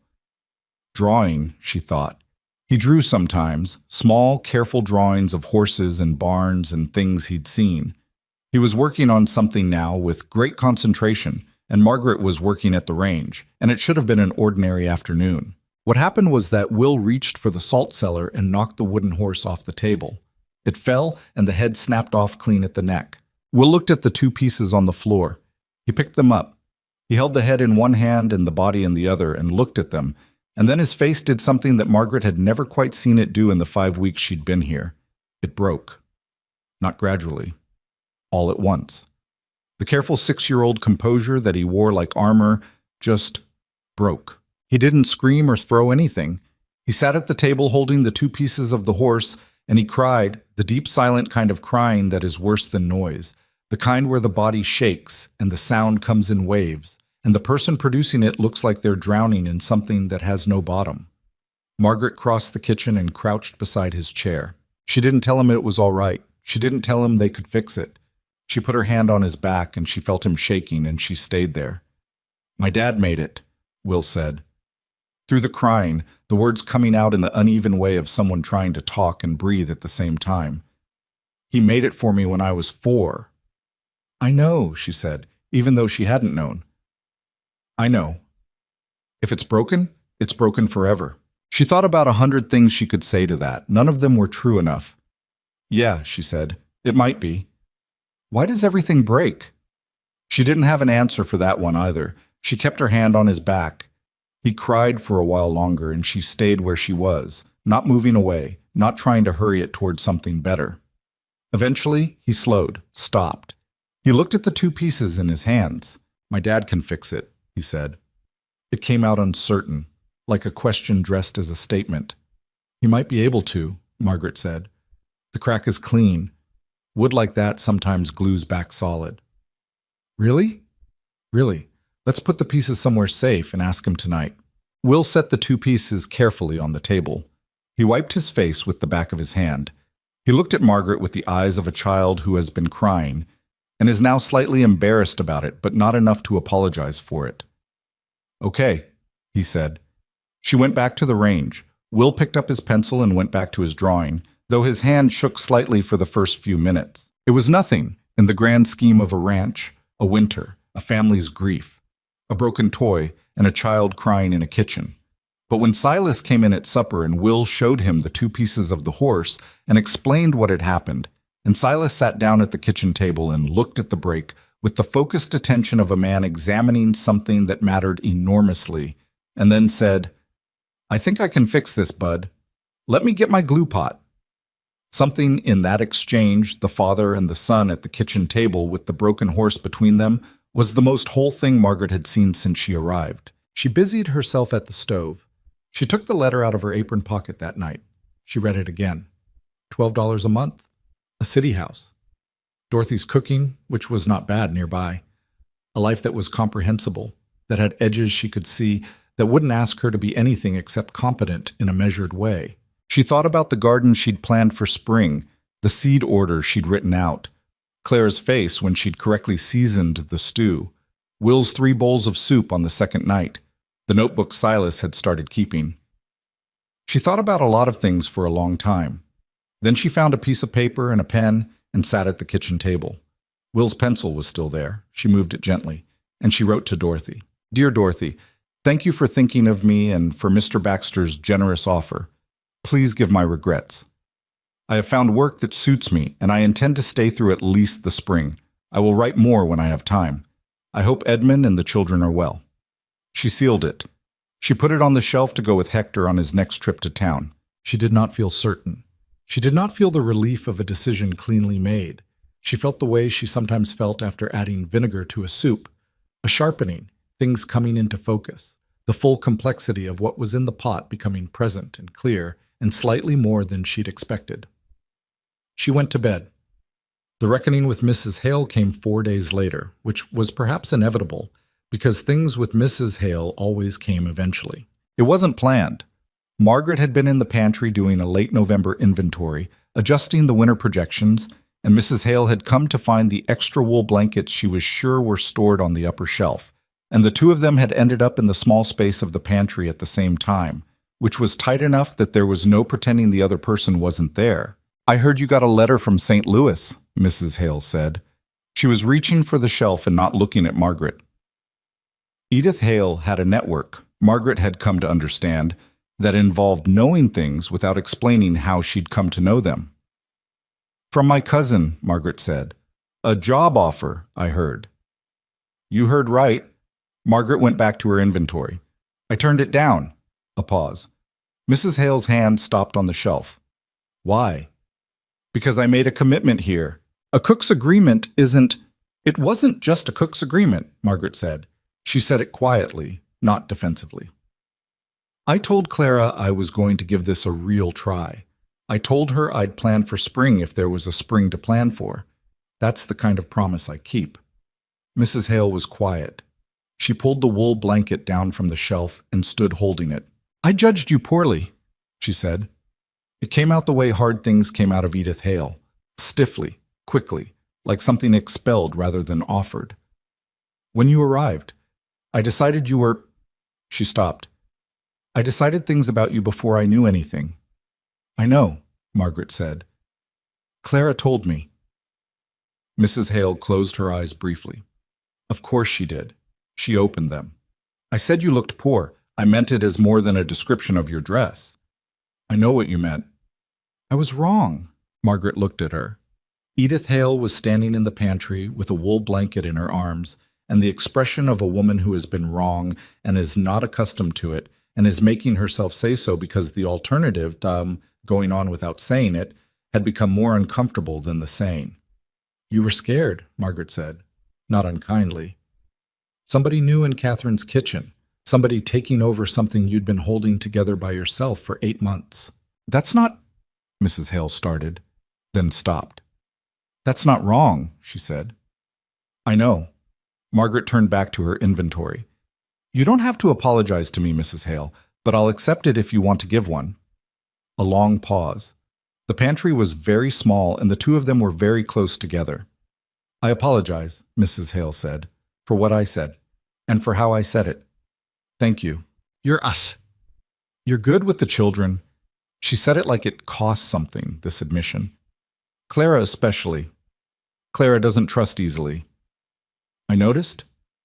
She's been talking about the garden, about what she's going to plant in spring. A pause. She hasn't talked about the garden since last winter. Margaret didn't say anything to that. She wrote something on her inventory sheet that didn't need writing down, just to have somewhere to look. The biscuits, Mrs. Hale said. I'm sorry? Mine. I know they weren't right. I know they were... She pressed her mouth together. I can't cook. I never could. Catherine always... She stopped again. I was trying to hold things together, and cooking was the one thing I couldn't... She stopped a third time, and this time what stopped her was that her voice had gone slightly unsteady, and Mrs. Edith Hale would sooner have put her hand in the range than let her voice go unsteady in front of someone else. The biscuits kept them fed, Margaret said. That's not nothing. They were terrible. They kept them fed, she said again firmly. You did what you could with what you had. That's the definition of the job. Mrs. Hale looked at her for a long moment. Something in her face, the careful severity, the composed authority she wore like the well-maintained dress, shifted very slightly, not breaking but softening, the way cold ground softened in the first week of spring, not yet ready to work, but no longer frozen solid. I'll get out of your way, she said. You don't have to. I have mending to do. She moved toward the pantry door with the blanket, stopped in the frame. Without turning, the ham last week was the finest thing I've eaten in this house in 2 years. She left before Margaret could respond. Margaret stood in the pantry with her inventory sheet. Outside, she could hear Pete splitting wood, the clean percussion of it, steady and purposeful. And from somewhere in the house above her, she could hear Will's feet on the floor, moving with more energy than they'd had when she arrived, back and forth, back and forth. The sound of a small boy who had somewhere to go and the inclination to get there. She looked down at her list. Root vegetables through January, manageable. Salt pork, adequate. Flour, she needed more. Seeds were ordered, arriving February. Spring was a long way off still, but it was a fixed point now, something to navigate toward, which was different from just moving forward without coordinates. She finished the inventory. She went back to the kitchen to start supper. She had a chicken she'd been planning for 2 days, and the remaining squash, and she was going to make something that took time and patience, something that couldn't be rushed, because they had both now. Time. On this ranch. In this kitchen. With these people. And she was going to use it right. She put the chicken in the pot. She started counting. December came in hard. The first real snowstorm hit on a Tuesday night. The kind that arrived without much warning and then stayed, piling up against the barn doors and drifting across the yard in the dark, so that by Wednesday morning the ranch looked like something from a different world entirely, white and muffled and reduced to its essential shapes. Silas and Hector spent the early hours digging out the barn entrance and breaking ice on the water troughs, and Pete and Roy worked on clearing the path between the bunkhouse and the main house, and Margaret built the kitchen fire up high and started a pot of oatmeal large enough for everyone and kept the coffee hot, and when the men came in shifts with red hands and fogged breath, she fed them and sent them back out and did it again. Will watched the snow from the kitchen window with his horse in both hands. Silas had repaired it with wood glue and a careful clamp overnight, the crack barely visible now, a thin line across the horse's neck that Will ran his thumb over sometimes with the thoughtful air of someone reading something written in a language he was still learning. "It's all different," Will said, looking out at the white yard. "Happens every year," Margaret said. "I know, but it still looks different every time." She looked at him for a moment. There was something in that observation, the acknowledgement that a thing could be familiar and still surprise you, that felt too large to respond to at 6 in the morning over oatmeal, so she let it stand and went back to the stove. The Hendersons' social was on the 15th of December, and Margaret had agreed to it, which she was now reconsidering on practical grounds because the 15th was 10 days away, and the snow currently closing the road to Garnet Fork made the 9-mile drive to the Henderson place feel like a theoretical proposition. But the weather broke by Friday. The roads hardened in the cold to a surface that was passable, if not pleasant, and Silas told her on Sunday evening that Hector could drive her over on the morning of the 15th and collect her by evening if she wanted to go. "It'll be good for people to know you're here," he said. He said it simply, not pressingly. "You mean it'll be good for the ranch?" she said, equally simple. "I mean both." She went. The Henderson place was larger than Briar Ridge, a prosperous operation, well-staffed and well-fed. That much was visible in the first 5 minutes. Eleanor Henderson, the wife, was a broad, decisive woman who had organized the winter social with the efficiency of a military campaign, and who met Margaret at the kitchen door with an appraising look that was nothing like Edith Hale's. It was the look of one working woman assessing another, professionally and without malice. "Silas Mercer's cook," Eleanor said. "Margaret Ellison. You're the one who got those ranch hands to stop talking about leaving." Margaret blinked. "I wasn't aware that was known." "Hector Vela's wife's sister is married to one of my hands," Eleanor said. "Everything is known eventually in this territory. Come in. I need someone who can manage the dessert table, and I have been told you can bake." She could bake. She spent the morning in the Henderson kitchen, which was 3 times the size of the one she'd been working in, and stocked with a liberality that made her briefly envious. And she made 4 pies, 2 apple, 1 mince, 1 dried cherry with a lattice top, and a stack of molasses cookies that Eleanor's youngest child began systematically stealing from the rack before they were properly cooled, and who Margaret allowed to continue because the look on the child's face was worth more than the missing cookies. The gathering itself, 34 people by her count, happened in the Hendersons' front rooms and spilled onto the cleared porch, where someone had strung lanterns that threw yellow light over the snow. Margaret stayed mostly in the kitchen, which was where she was comfortable, but Eleanor pulled her out twice to introduce her around, and each time Margaret found herself in conversations with women who had questions about provisions and preserving and how to get bread to rise properly at altitude, practical questions she could answer with precision. And somewhere in the middle of the second conversation, she realized she hadn't thought about St. Louis or Dorothy or Mr. Baxter's well-run city house in 3 hours. That was something. On the way home, in the wagon with Hector through the cold dark and the snow-quieted landscape, she said, "Hector, did you actually tell people the hands were thinking about leaving?" A pause. "Might have mentioned it to my wife." "And your wife mentioned it to her sister." "Information travels in a marriage," he said. He didn't sound particularly apologetic. "You were trying to make sure I stayed," she said. "By making sure people knew I was here and what I was doing." "I was stating facts," Hector said. Then, after a moment, "You needed reasons. I provided some." She looked at his profile in the dark. Hector Vela, 11 years at Briar Ridge, a man of extraordinary economy, who had sat at the end of her work table on her first morning and drunk his coffee and told her the ranch hands were thinking about leaving, not as a threat, as information she would know what to do with. "Thank you," she said. "Don't read too much into it," he said. "I'm too old to break in a new cook." She looked at the road ahead. "How long has this ranch been struggling?" A long pause. "Before Catherine got sick, things were manageable. After, Silas stopped planning. When a man stops planning, everything else stops too." He adjusted the reins. "The men stayed because they respected him, but respect only carries so far when the food is bad and the work has no direction." And now? Hector was quiet for a moment. Roy fixed the east barn door last week. Nobody asked him to.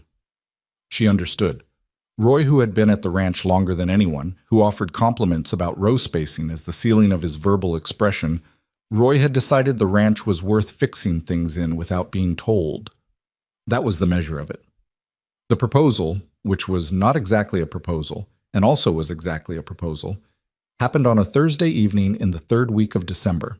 It happened in the kitchen, as most of the significant things at Briar Ridge had happened, because the kitchen was where the house's life collected. Margaret was working on a bread recipe she'd been adjusting for 2 weeks, trying to correct for the altitude's effect on the rise. And Silas came in at the end of the day and sat at the work table the way he'd taken to doing some evenings. Not always, not as a set habit, but often enough that his presence at that table no longer required explanation. He had his notebook. He looked at it for a while without opening it. "I want to say something," he said, "and I want to say it right, which means I need you to let me finish before you respond." She looked at him. His jaw had the particular set of a man who has rehearsed something and is now worried the rehearsal was not sufficient. "All right," she said. "I know what this position is," he said, "what I hired you for. I know the agreement, and I know what's fair, and I'm not trying to. What I'm about to say isn't about the agreement." He opened the notebook, looked at something in it, closed it again. "You turned down St. Louis." She was still. "How did you know about that?" "Edith told me. She heard it from... She has her ways." He set the notebook on the table. "She told me because she thought I should know, because she thought I might be..." He stopped, restarted. "She thought I might be too slow to say something if I didn't know there was a reason to say it. Edith Hale sent you in here. Edith Hale informed me that the window was open and that I might want to decide whether I was going through it." He looked at her directly. "That's a different thing." It was technically a different thing. Margaret kept her hands on the bread dough because having something to do with her hands was the only way she was going to get through this conversation without her face doing something she'd regret. "I'm going to say this plain," Silas said. "I'm not good at the other kind." He put both hands flat on the table, a gesture she'd noticed him make when he was committing to something. The physical declaration of a man planting his feet. "You've been here 7 weeks. In 7 weeks you have. The children are different. The men are different. This house is different. He stopped on that one, didn't finish it. "I know that's the job. I know that's what I brought you here for and what you've done well, but that's not why I'm sitting here." He looked at her. "I'm not going to pretend this is simple," he said. "It's not simple. It's barely been a year since Catherine. And you have your own. You carry your own things that aren't resolved. I know that. I'm not asking you to set any of that aside or to pretend it isn't there." He picked up the notebook and put it down again.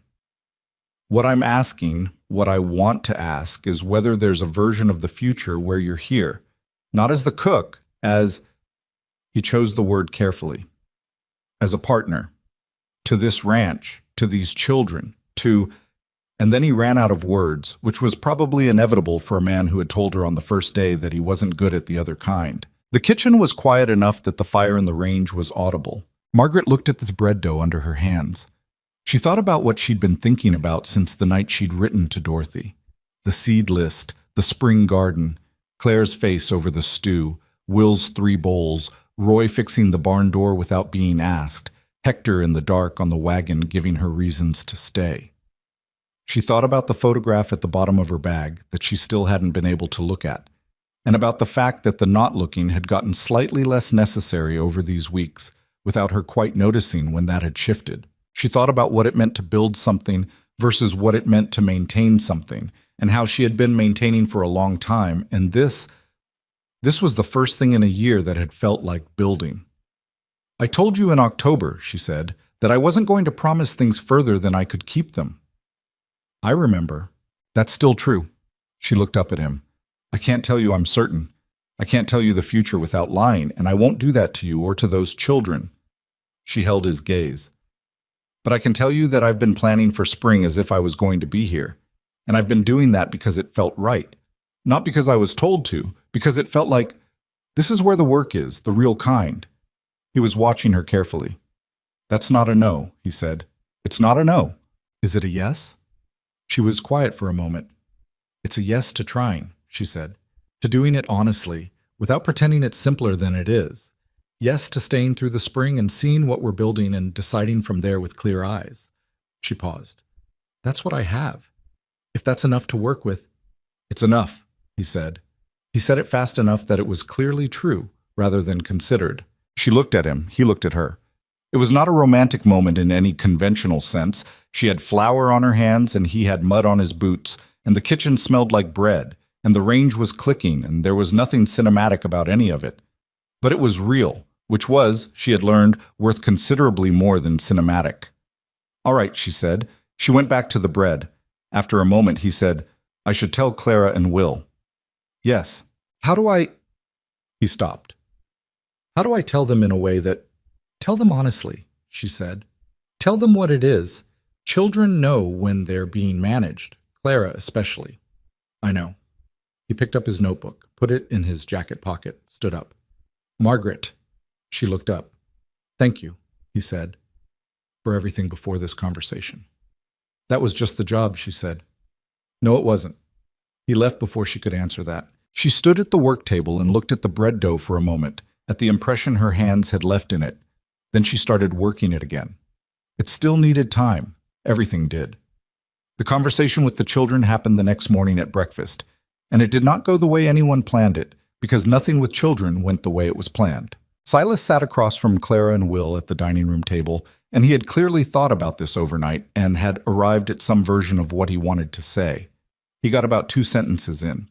I wanted to talk to you both about Margaret and about whether things might change a little here. Before Will said, with the directness of a 6-year-old who had not had enough sleep, Is she going to be our mother? Silas stopped. Clara looked at Will. Will looked at his father. That's, Silas started. What I'm saying is, because Pete said you were sweet on her, Will said. He said it to Hector and I heard. From the kitchen doorway, where Margaret had absolutely not been standing in order to listen, she had simply been passing through at an inopportune moment. She heard this and closed her eyes briefly. Pete, Silas said, in the tone of a man mentally reassigning ranch duties, is going to be building fence for the rest of the winter. Is she, though? Will pressed. Clara said nothing. She was watching her father with an expression so carefully controlled it was its own kind of answer. The expression of someone who wanted something very much and was not going to show it until it was safe to. We're going to see, Silas said. That's the honest answer. We're all going to try, and we're going to see. Will thought about this for a long time, in the particular way he processed things. Slow, thorough, arriving at conclusions on his own schedule. Then, okay, he said, but if she makes soup on my birthday, I want 3 bowls. That can be arranged, Margaret said from the doorway. Will turned and looked at her without surprise, which suggested he had known she was there. How old do you have to be to learn to cook? He asked. No minimum age, she said. You have to be able to reach the stove. He looked at the stove, assessed the height differential between himself and it. I'm going to need a box. We'll find you a box. Clara across the table had let something happen to her face at last. It wasn't a smile. It was the thing that lived one layer below a smile. The dropping of the guard, the letting go of the held breath. She looked at her father, and then at Margaret, and then down at her plate, and she picked up her fork and started eating with an appetite she hadn't shown at the beginning of any meal since Margaret had arrived. And that, more than anything else, more than any conversation or decision made at any work table, was the moment that settled it. Not perfect, not resolved, just settling. The way good dough settled when you'd worked it right, ready for what came next. The men found out through Pete, because Pete, despite the fence assignment, could not keep anything to himself for longer than 48 hours. Roy received the information with a nod. Hector received it with no visible reaction whatsoever, which was Hector confirming that he had known for some time. The others, 3 men she'd been feeding and learning for 7 weeks, responded with the specific variety of male approval that expressed itself through increased productivity, which meant that the woodpile, which had been adequate, became impressively large over the following 3 days, and the broken gate latch on the chicken coop that Margaret had mentioned twice was repaired without anyone telling her it had been done. She discovered it when she went for eggs, and the gate swung true for the first time. She stood at the coop for a moment, gate in her hand, and thought about all the ways people showed the things they couldn't say. It was Edith Hale who surprised her most. 2 days after Silas had sat at the kitchen table, 2 days after Will had asked his direct question and Clara had let her face do the thing it did, Edith Hale knocked on the frame of the open kitchen door on a Sunday afternoon. She was holding something, a box, wooden, small, the kind used for recipe cards. "These were Catherine's," she said. She came to the work table and set the box down. Her recipes, her mother's recipes, some of them go back further than that. She didn't look at Margaret. She looked at the box. "I've been keeping them in my room since February. I told myself it was because I didn't want them lost or—" She stopped. "I was holding on to them. Mrs. Hale, I want you to have them." She looked up now. "Not to replace your own. You don't need that, and this isn't about—" She pressed her hands flat on the work table, the gesture Margaret recognized. "Catherine would have liked you," she said. "I think she would have liked you very much, and these should be in this kitchen, being used." Margaret looked at the box, then at Edith. "This is not easy for you," Margaret said. "No," Edith said. "Very little worth doing is." She left the box on the table and left the kitchen with the brisk, purposeful movement of a woman who has done something that cost her and is not going to make more of it than necessary. Margaret opened the box. The cards inside were handwritten, some in a hand she didn't know, and some in another, Catherine's, she assumed, and Catherine's mother's before. The ink was different ages. Some cards were stained, the marks of actual use, flour and fat and time. One recipe for apple cake had a note in the margin in a different ink. "Will loves this. Make for his birthday." Written recently, the ink still relatively dark. Written by a woman who had not known, when she wrote it, that she would not be here for the birthday. Margaret closed the box. She put it on the shelf above the work table, the same shelf where she kept her own herbs, her own notes, the small tin of dried things she'd carried from Nashville. She put it there like it belonged there, because it did. This kitchen held more than one woman's knowledge now. That was not a loss of something. It was the kitchen becoming what kitchens were supposed to be. She had a chicken broth on. She went back to it. The week before Christmas was busy in the specific way frontier winters made things busy, not the social busyness of a city. December, but the pressing practical business of making sure everything was prepared, the root cellar accounted for, the livestock protected, the wood stacked right, the household in the kind of order that could withstand 3 weeks of the road being impassable if the weather decided to make that a reality. Margaret worked through it with the same methodical attention she gave everything, and Clara worked beside her on the mornings she wasn't in school, and Will visited the kitchen with his horse and his questions, and Silas stopped in the evenings, and sometimes they talked, and sometimes they just occupied the same space, in a silence that had become comfortable in the way that only shared work could make silence comfortable. It was not simple. She hadn't said yes to simple. There were evenings when Silas went somewhere in his head that she couldn't follow, when he looked at the empty chair at the head of the table and came back from it slowly, and she gave him time and space and didn't pretend she hadn't seen it. There were mornings when she woke up, and the first thing her mind reached for was Anna, always Anna, the weight of it unchanged and probably unchangeable, a fact she was carrying rather than a wound she was healing, and she was learning to tell the difference between those two things. There were moments with Clara when the girl shut down suddenly and completely, retreated behind her careful face without warning, and for reasons that weren't always legible, and Margaret had to sit with the uncertainty of not knowing if she'd said the wrong thing, or if Clara was simply being 10 and motherless and complicated, which was its own answer. None of it was smooth. None of it was resolved. But the day before Christmas, something happened that clarified things in a way that none of the larger events had quite managed. She was teaching Clara to make pie crust. Pie crust was unforgiving, more unforgiving than most things, because it required a specific touch, a specific temperature of hands, a specific understanding of when to stop working the dough. And that last part was the hardest because it was judgment rather than instruction. You had to feel it. Clara had made 2 failed attempts already. The first had been overworked and came out of the oven like a shingle.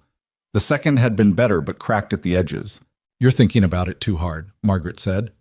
"I'm thinking about doing it right," Clara said. "Same problem." She moved behind Clara and adjusted the angle of her hands on the dough. "Here. Like this. Light. You're not shaping it, you're just getting it to agree with you. That doesn't make sense. It will eventually. Clara worked the dough with the corrected grip. Her jaw was set in concentration, her mother's dark eyes focused on her hands. Is it right? She asked. Close, Margaret said. A little more. There. Stop. Clara stopped. That's it, Margaret said. Clara looked at the dough, then at Margaret. That's the right feeling? That's the right feeling. A pause. Clara looked back at the dough with the expression of someone trying to memorize something kinetic, something that lived in the hands and not in the head. How do I remember it? You'll make it enough times that you don't have to remember it, Margaret said. It'll just be the thing your hands know. Clara was quiet for a moment, working the dough the way Margaret had shown her. Then, without looking up, I'm glad you didn't go to St. Louis. Margaret kept her voice even. Yeah? I looked on Papa's map, Clara said. St. Louis is very far. It is. And you already know where the good herbs are in the garden. She said it like this was a conclusive argument, which, Margaret thought, it probably was, on the terms that mattered most to a practical 10-year-old girl. Roll it out now, Margaret said. Slow. Away from you. Clara started rolling. The dough held. She reached the edge and stopped and looked at the circle she'd made, not quite even, slightly thicker on the left. Good enough, nearly right, the work of someone learning. It's not perfect, Clara said. It doesn't need to be perfect, Margaret said. It needs to be pie crust. Clara looked at it for another moment, then picked up the rolling pin and made one more careful pass across the thicker edge, smoothing it toward what it needed to be. Okay, she said. I think that's right. I think so too, Margaret said. The pie went in the oven. Clara stood at the range watching the oven door as if her looking would help, which was not true and was also completely understandable. Margaret washed the flour off her hands and looked at the kitchen, the recipe box on the shelf, the rosemary she'd hung to dry above the window, the grain of the old oak work table she'd come to know like a road map, the morning light coming in at the angle it came in at in December, low and amber and specific to this place. She thought about everything that had brought her through that gate in October, about how she had stood in this kitchen and looked at near-empty shelves and seen possibilities rather than failure because there was nothing left in her life to do except see possibilities or stop entirely, and stopping wasn't something she was made for. She had not known, standing there, that staying would look like this. She had not known a lot of things. The oven ticked. Outside, Silas and Will were in the yard. She could hear Will's voice carrying, high and clear in the cold air, saying something she couldn't make out, and Silas's response, lower, and then Will's laugh. She hadn't heard Will laugh like that very often. It was the laugh of a child who had forgotten, briefly, to be careful. Clara heard it too.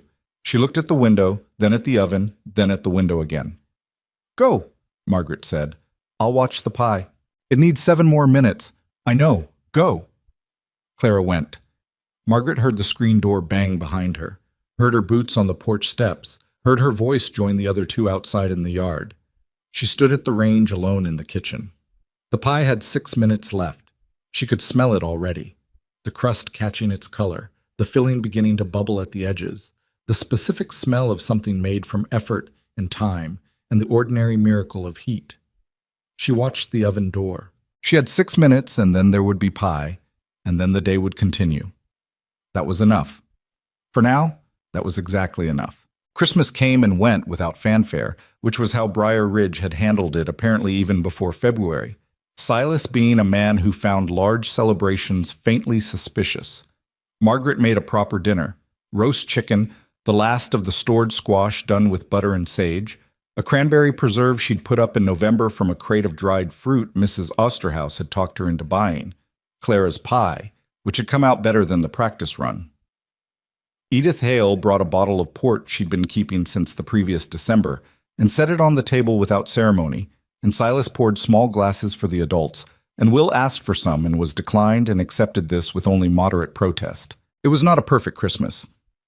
Will cried briefly before bed, not dramatically, just suddenly, the way grief ambushed children without scheduling ahead, and Clara spent part of the afternoon in her room with the door closed, which Margaret left her to, because some things needed private time, and Clara had the right to her own. Silas sat by the front window in the early evening with his port and was somewhere else for a while. And Margaret did not go to him and did not give him space that felt like abandonment. She stayed in the kitchen, where he could hear her moving, where the sounds of the house being tended reached him like a hand on a shoulder that doesn't grab, just rests. By 8 o'clock, they were all in the front room together.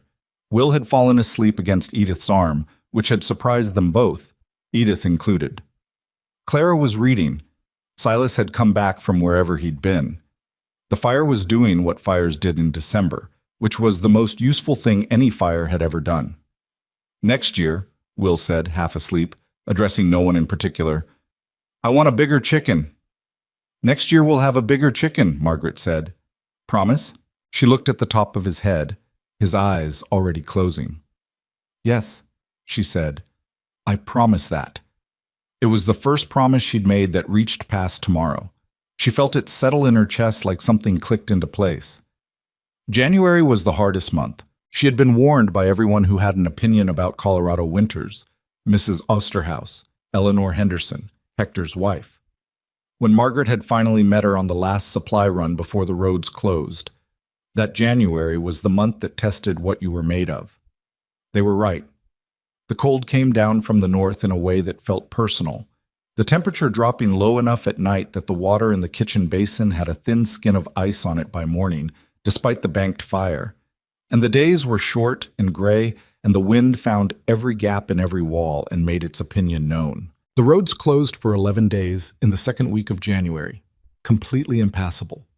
The ranch existed as its own world, no contact with Garnet Fork or the Hendersons or anyone outside the fence line, and whatever they had was what they had.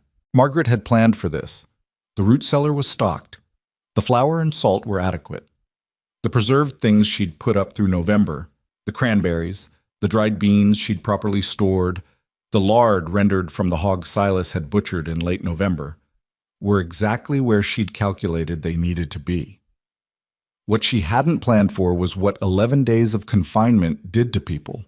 By day 4, Pete had gotten into an argument with Roy about the correct way to resole a boot, which escalated in the way bored men's arguments escalated, and Hector had intervened with the quiet authority of a man who had been managing other men for decades, and the crisis passed, but the temperature in the bunkhouse was different afterward.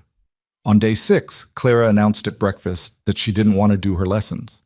Delivered this announcement with an edge that had nothing to do with lessons and everything to do with being 10 and trapped and missing the particular shape of her life before everything went wrong, and Silas started to respond in a way that would have made things worse, and Margaret said simply, Clara, come help me with the bread. And Clara came, furious. And they worked in silence until the fury burned off into something more manageable, the dough absorbing what needed absorbing. Will, by some miracle of temperament, was largely fine. He had his horse, he had his drawings, he had the kitchen doorway and Margaret's counting, and he had discovered during the confinement that if you watched the snow through the window long enough, it started to look like something, and he would report these things to whoever was nearby. That drift looks like a sleeping dog. That one looks like a hat. On day 9, unprompted, he came to Margaret at the range and said, Can I try the stirring? She gave him the spoon. She put her hand over his and showed him the motion. He counted under his breath, very seriously, lips moving. 30? He said. Check it. He lifted the spoon, looked at what came off it, put it back. It needs more, he said. 10 more. He stirred 10 more. Checked again. Now? Now. He looked pleased with this in the contained way he looked pleased with things. Not jumping, not announcing it, just a small internal satisfaction that showed in his eyes. I counted 40, he said. Sometimes it's 40, she said. You have to check, not just count. He handed her the spoon back. Okay, he said. He went back to the doorway, picked up his horse. Margaret? Yeah. Is cooking always like that? You have a number, but the number isn't the real thing? She thought about this seriously because he was asking seriously. A lot of things are like that, she said. The number is just where you start paying attention. He turned this over, nodded, filed it somewhere, went back to his snow watching. The roads opened on a Thursday, and Hector was in the wagon before anyone had fully registered that the world was accessible again. And when he came back, he had mail, because mail waited for no weather and simply accumulated in Garnet Fork until someone came to collect it. There was a letter for Margaret. Nashville postmark, a hand she didn't recognize. She opened it in the kitchen after supper. It was from her husband's sister, Ruth, who she had not heard from in 8 months, since the memorial, since the last of the formalities that grief required, since Margaret had left Nashville with her bag and her letter and gone west to Abilene and then north and then here. Ruth wrote carefully, the letter of someone who had been composing things in her head for a long time and had finally committed them to paper. She wrote about Thomas, Margaret's husband, and about Anna, and about that year, and she wrote, "I have thought about you often, Margaret, and wondered where you had come to rest. I hope you have found something worth staying for. Thomas would have wanted that. Anna would have wanted that. You were always the one of us who knew how to make a place livable, wherever you were. I hope you are using that somewhere good." Margaret read the letter twice, folded it, set it on the table. She sat there for a while. Then she went to her room, the former storage room, the cot and washstand, and the small mirror, and she reached into the bag for the first time since October with intention. She found the muslin-wrapped square at the bottom, beneath the stockings, and she took it out and sat on the edge of the cot and unfolded it. The photograph. Thomas at 30, a formal portrait done in Nashville the year before Will was born, before Anna, taken when it was just the two of them, and they had no idea yet what the next 4 years would bring. He was looking slightly past the camera, the way people did when photographers told them not to blink, and there was something in his expression that was not quite a smile but was in the neighborhood. She knew that expression. She knew it better than she knew most things. Anna she carried differently, not in a photograph, because Anna had not lived long enough to sit still for one, but in a specific weight in her chest that she was no longer trying to put down and no longer being crushed by, which was its own kind of progress.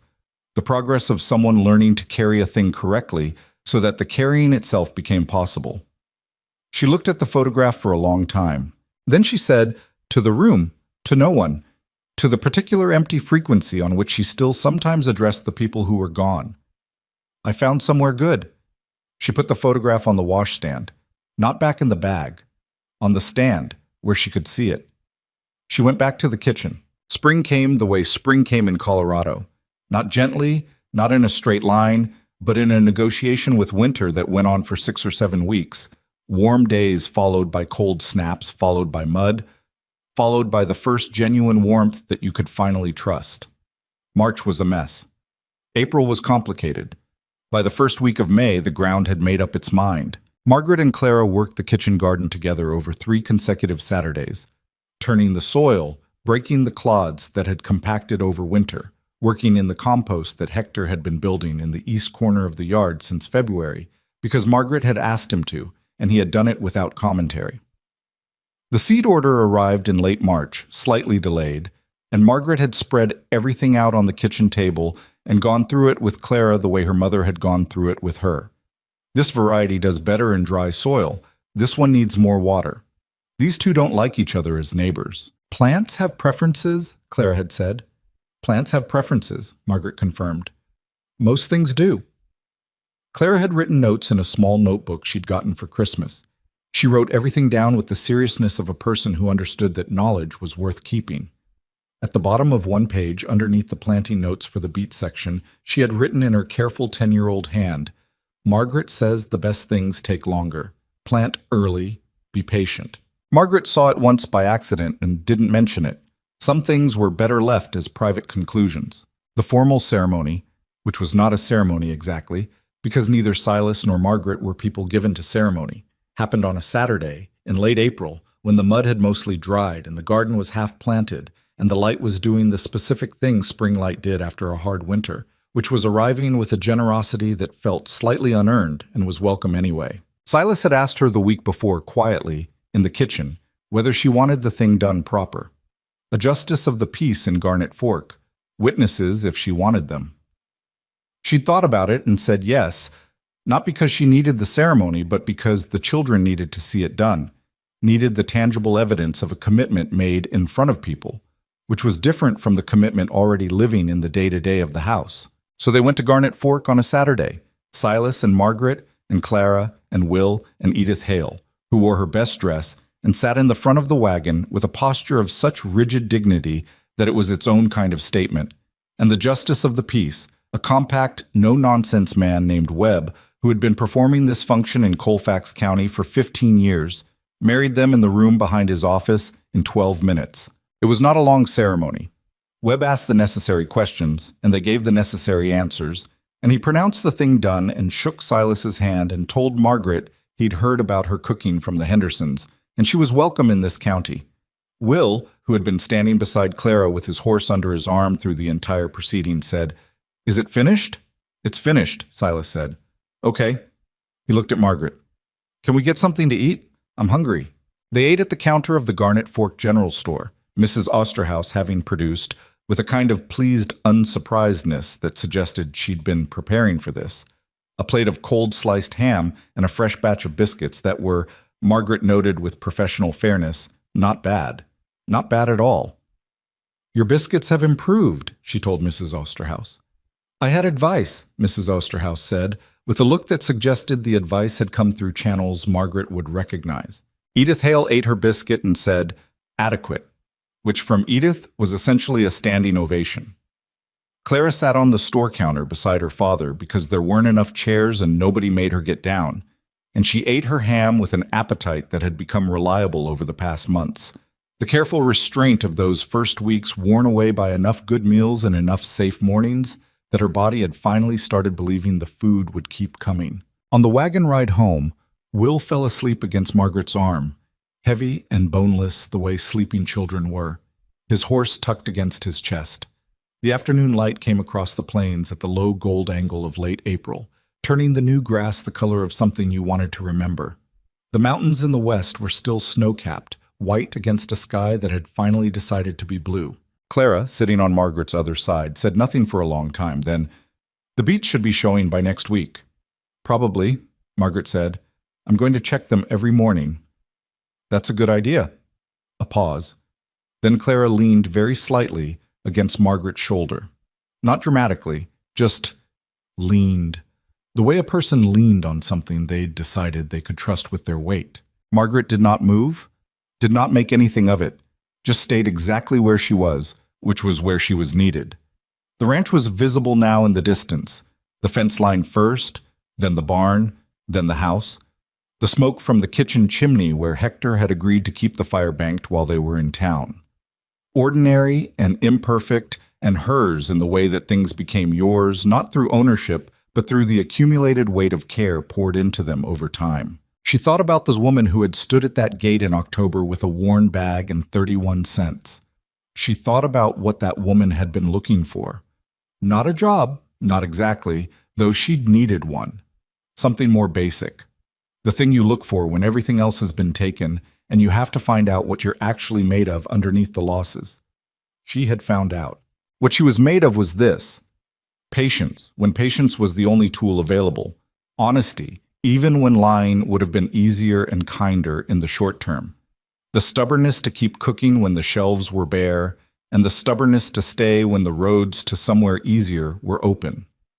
The understanding that grief was not a problem to be solved, but a weight to be carried, and that carrying it didn't prevent you from carrying other things alongside it. And the knowledge, earned, not given, that starting over was not the same as losing what came before. That you could hold Thomas in a photograph on a washstand and Anna in the specific place in your chest that nothing else could fill, and still be fully present in a kitchen on the Colorado frontier at 6 in the morning counting stirs, still be building something real with people who needed building alongside. You didn't have to choose between honoring what was gone and living in what was here. That was the thing nobody had told her, or maybe they had, and she hadn't been able to hear it yet. Either way, she knew it now, in the way you knew things that lived in the body rather than the head. Silas pulled the wagon through the gate. The dog lifted its head from the porch steps and regarded their arrival with the same indifference it had shown Margaret on the first day, then put its head back down. Some things didn't change. Will woke up when the wagon stopped, blinking and uncertain about where he was for a moment in the specific way of children roused mid-sleep. He looked at Margaret, looked at the house. "We're home," he said. Not a question. "We're home," she said. He climbed down from the wagon with his horse and walked to the porch and went inside without looking back, with the absolute confidence of a child who knows exactly where he belongs. Clara climbed down after him, more carefully, and stopped at the porch steps and looked at the garden plot visible around the east corner of the house, looking for her beets.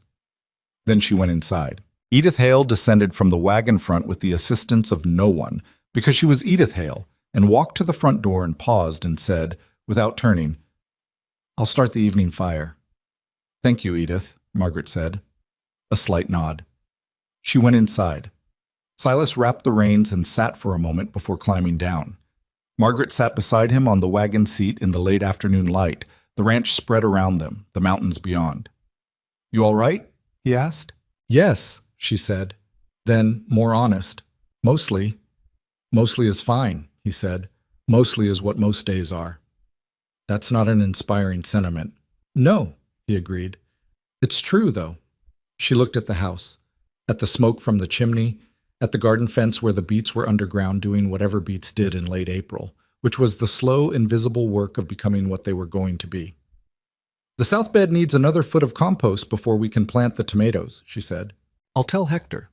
And the window frame in the kitchen still needs proper repair, before summer. I've got the lumber." "Good." She climbed down from the wagon, stood in the yard with the late light on her face. "Come inside when you're done with the horses. I'll have something ready by 6. "Margaret." She turned. He was looking at her from the wagon seat with the expression she'd learned over these months, the one that lived 1 degree past what he said out loud, the one that meant all the things he didn't have the words for and had stopped apologizing for not having. "I'm glad you stopped at the gate," he said. She held that for a moment. Let it be what it was. "Me too," she said. She went inside. The kitchen was cool, but the banked fire caught quickly when she opened the damper, and within 10 minutes the room was warming, and the familiar sounds of the range were starting up their ticking conversation, and she put water on and went to the pantry and stood looking at the shelves. They were full. Not extravagantly. This was a frontier ranch, not a city house, and there would be lean weeks again, and there would be months when the road to Garnet Fork was a theoretical concept, and they'd live on what they had. But full in the real sense, stocked with intention, evidence of someone who had looked at what was needed and provided it. She pulled out what she needed for supper, came back to the work table, found the notebook where she wrote her menus, opened it to tomorrow's page, and wrote the week out in her clear hand. What she'd make, what she'd need, what was coming in from the garden soon. The seeds underground, the beets Clara was going to check every morning, the tomatoes that needed another foot of compost, the rosemary, enormous and wild, that had survived a winter no one had promised it would survive. She started cooking. Outside, she could hear Will in the yard now, his voice carrying. He was talking to something, the dog probably, or to himself, or to his horse, in the way children talk to things they loved without caring whether they were listening. Clara's footsteps crossed the floor above her, purposeful, going somewhere with intention. Hector's voice from the direction of the barn, steady and low. The ordinary percussion of a ranch evening settling into itself. Margaret stood at the range and she counted her strokes, and her lips moved, and she did not rush the thing she was making because she had learned, or maybe relearned, that the only way to make something that lasted was to give it the time it actually needed, rather than the time you wished it needed. 30. She checked. Not yet. 10 more. She stirred. The kitchen filled with warmth. The window above the work table went amber with the last of the day's light, then pink, then the deep blue of early evening coming down over the mountains. The fire talked to itself in the range. Somewhere in the house a door opened and closed, and footsteps came toward the kitchen, and Will appeared in the doorway. Not with his horse this time, just himself, hands in his pockets, watching her. "What are you making?" he asked. "Supper." "What kind?" "The kind that takes as long as it takes," she said. He came and leaned against the door frame, watched her. After a while, "Can I stir?" She handed him the spoon. He came to the range and she stood beside him, not guiding his hands this time, just standing there in case he needed her, and he stirred on his own, slowly, carefully, counting under his breath the way she'd taught him. He got to 30 and stopped and looked at her. "Check it," she said. He checked it, looked at the spoon, looked at her. "It's ready," he said. "It's ready," she confirmed. He handed the spoon back, stood at the range beside her for a moment longer, the heat of it on both their faces, the kitchen holding them in its ordinary particular warmth. "Margaret," he said. "Yeah, I like it here now." She looked at him. 6 years old, with his father's dark eyes and whatever was his own, the patience, the watchfulness, the directness that went straight to the thing without dressing it up. "I like it here too," she said. He nodded, satisfied. He went to set the table without being asked. She turned back to the stove. Outside the kitchen window, the first stars were coming out over the Colorado plain, one at a time, the way they always did. Nothing dramatic, just the sky doing what it had always done and would keep doing, enormous and indifferent and very beautiful. The kind of beautiful that didn't require anyone to notice it to be what it was. She put the lid on the pot. Supper was ready.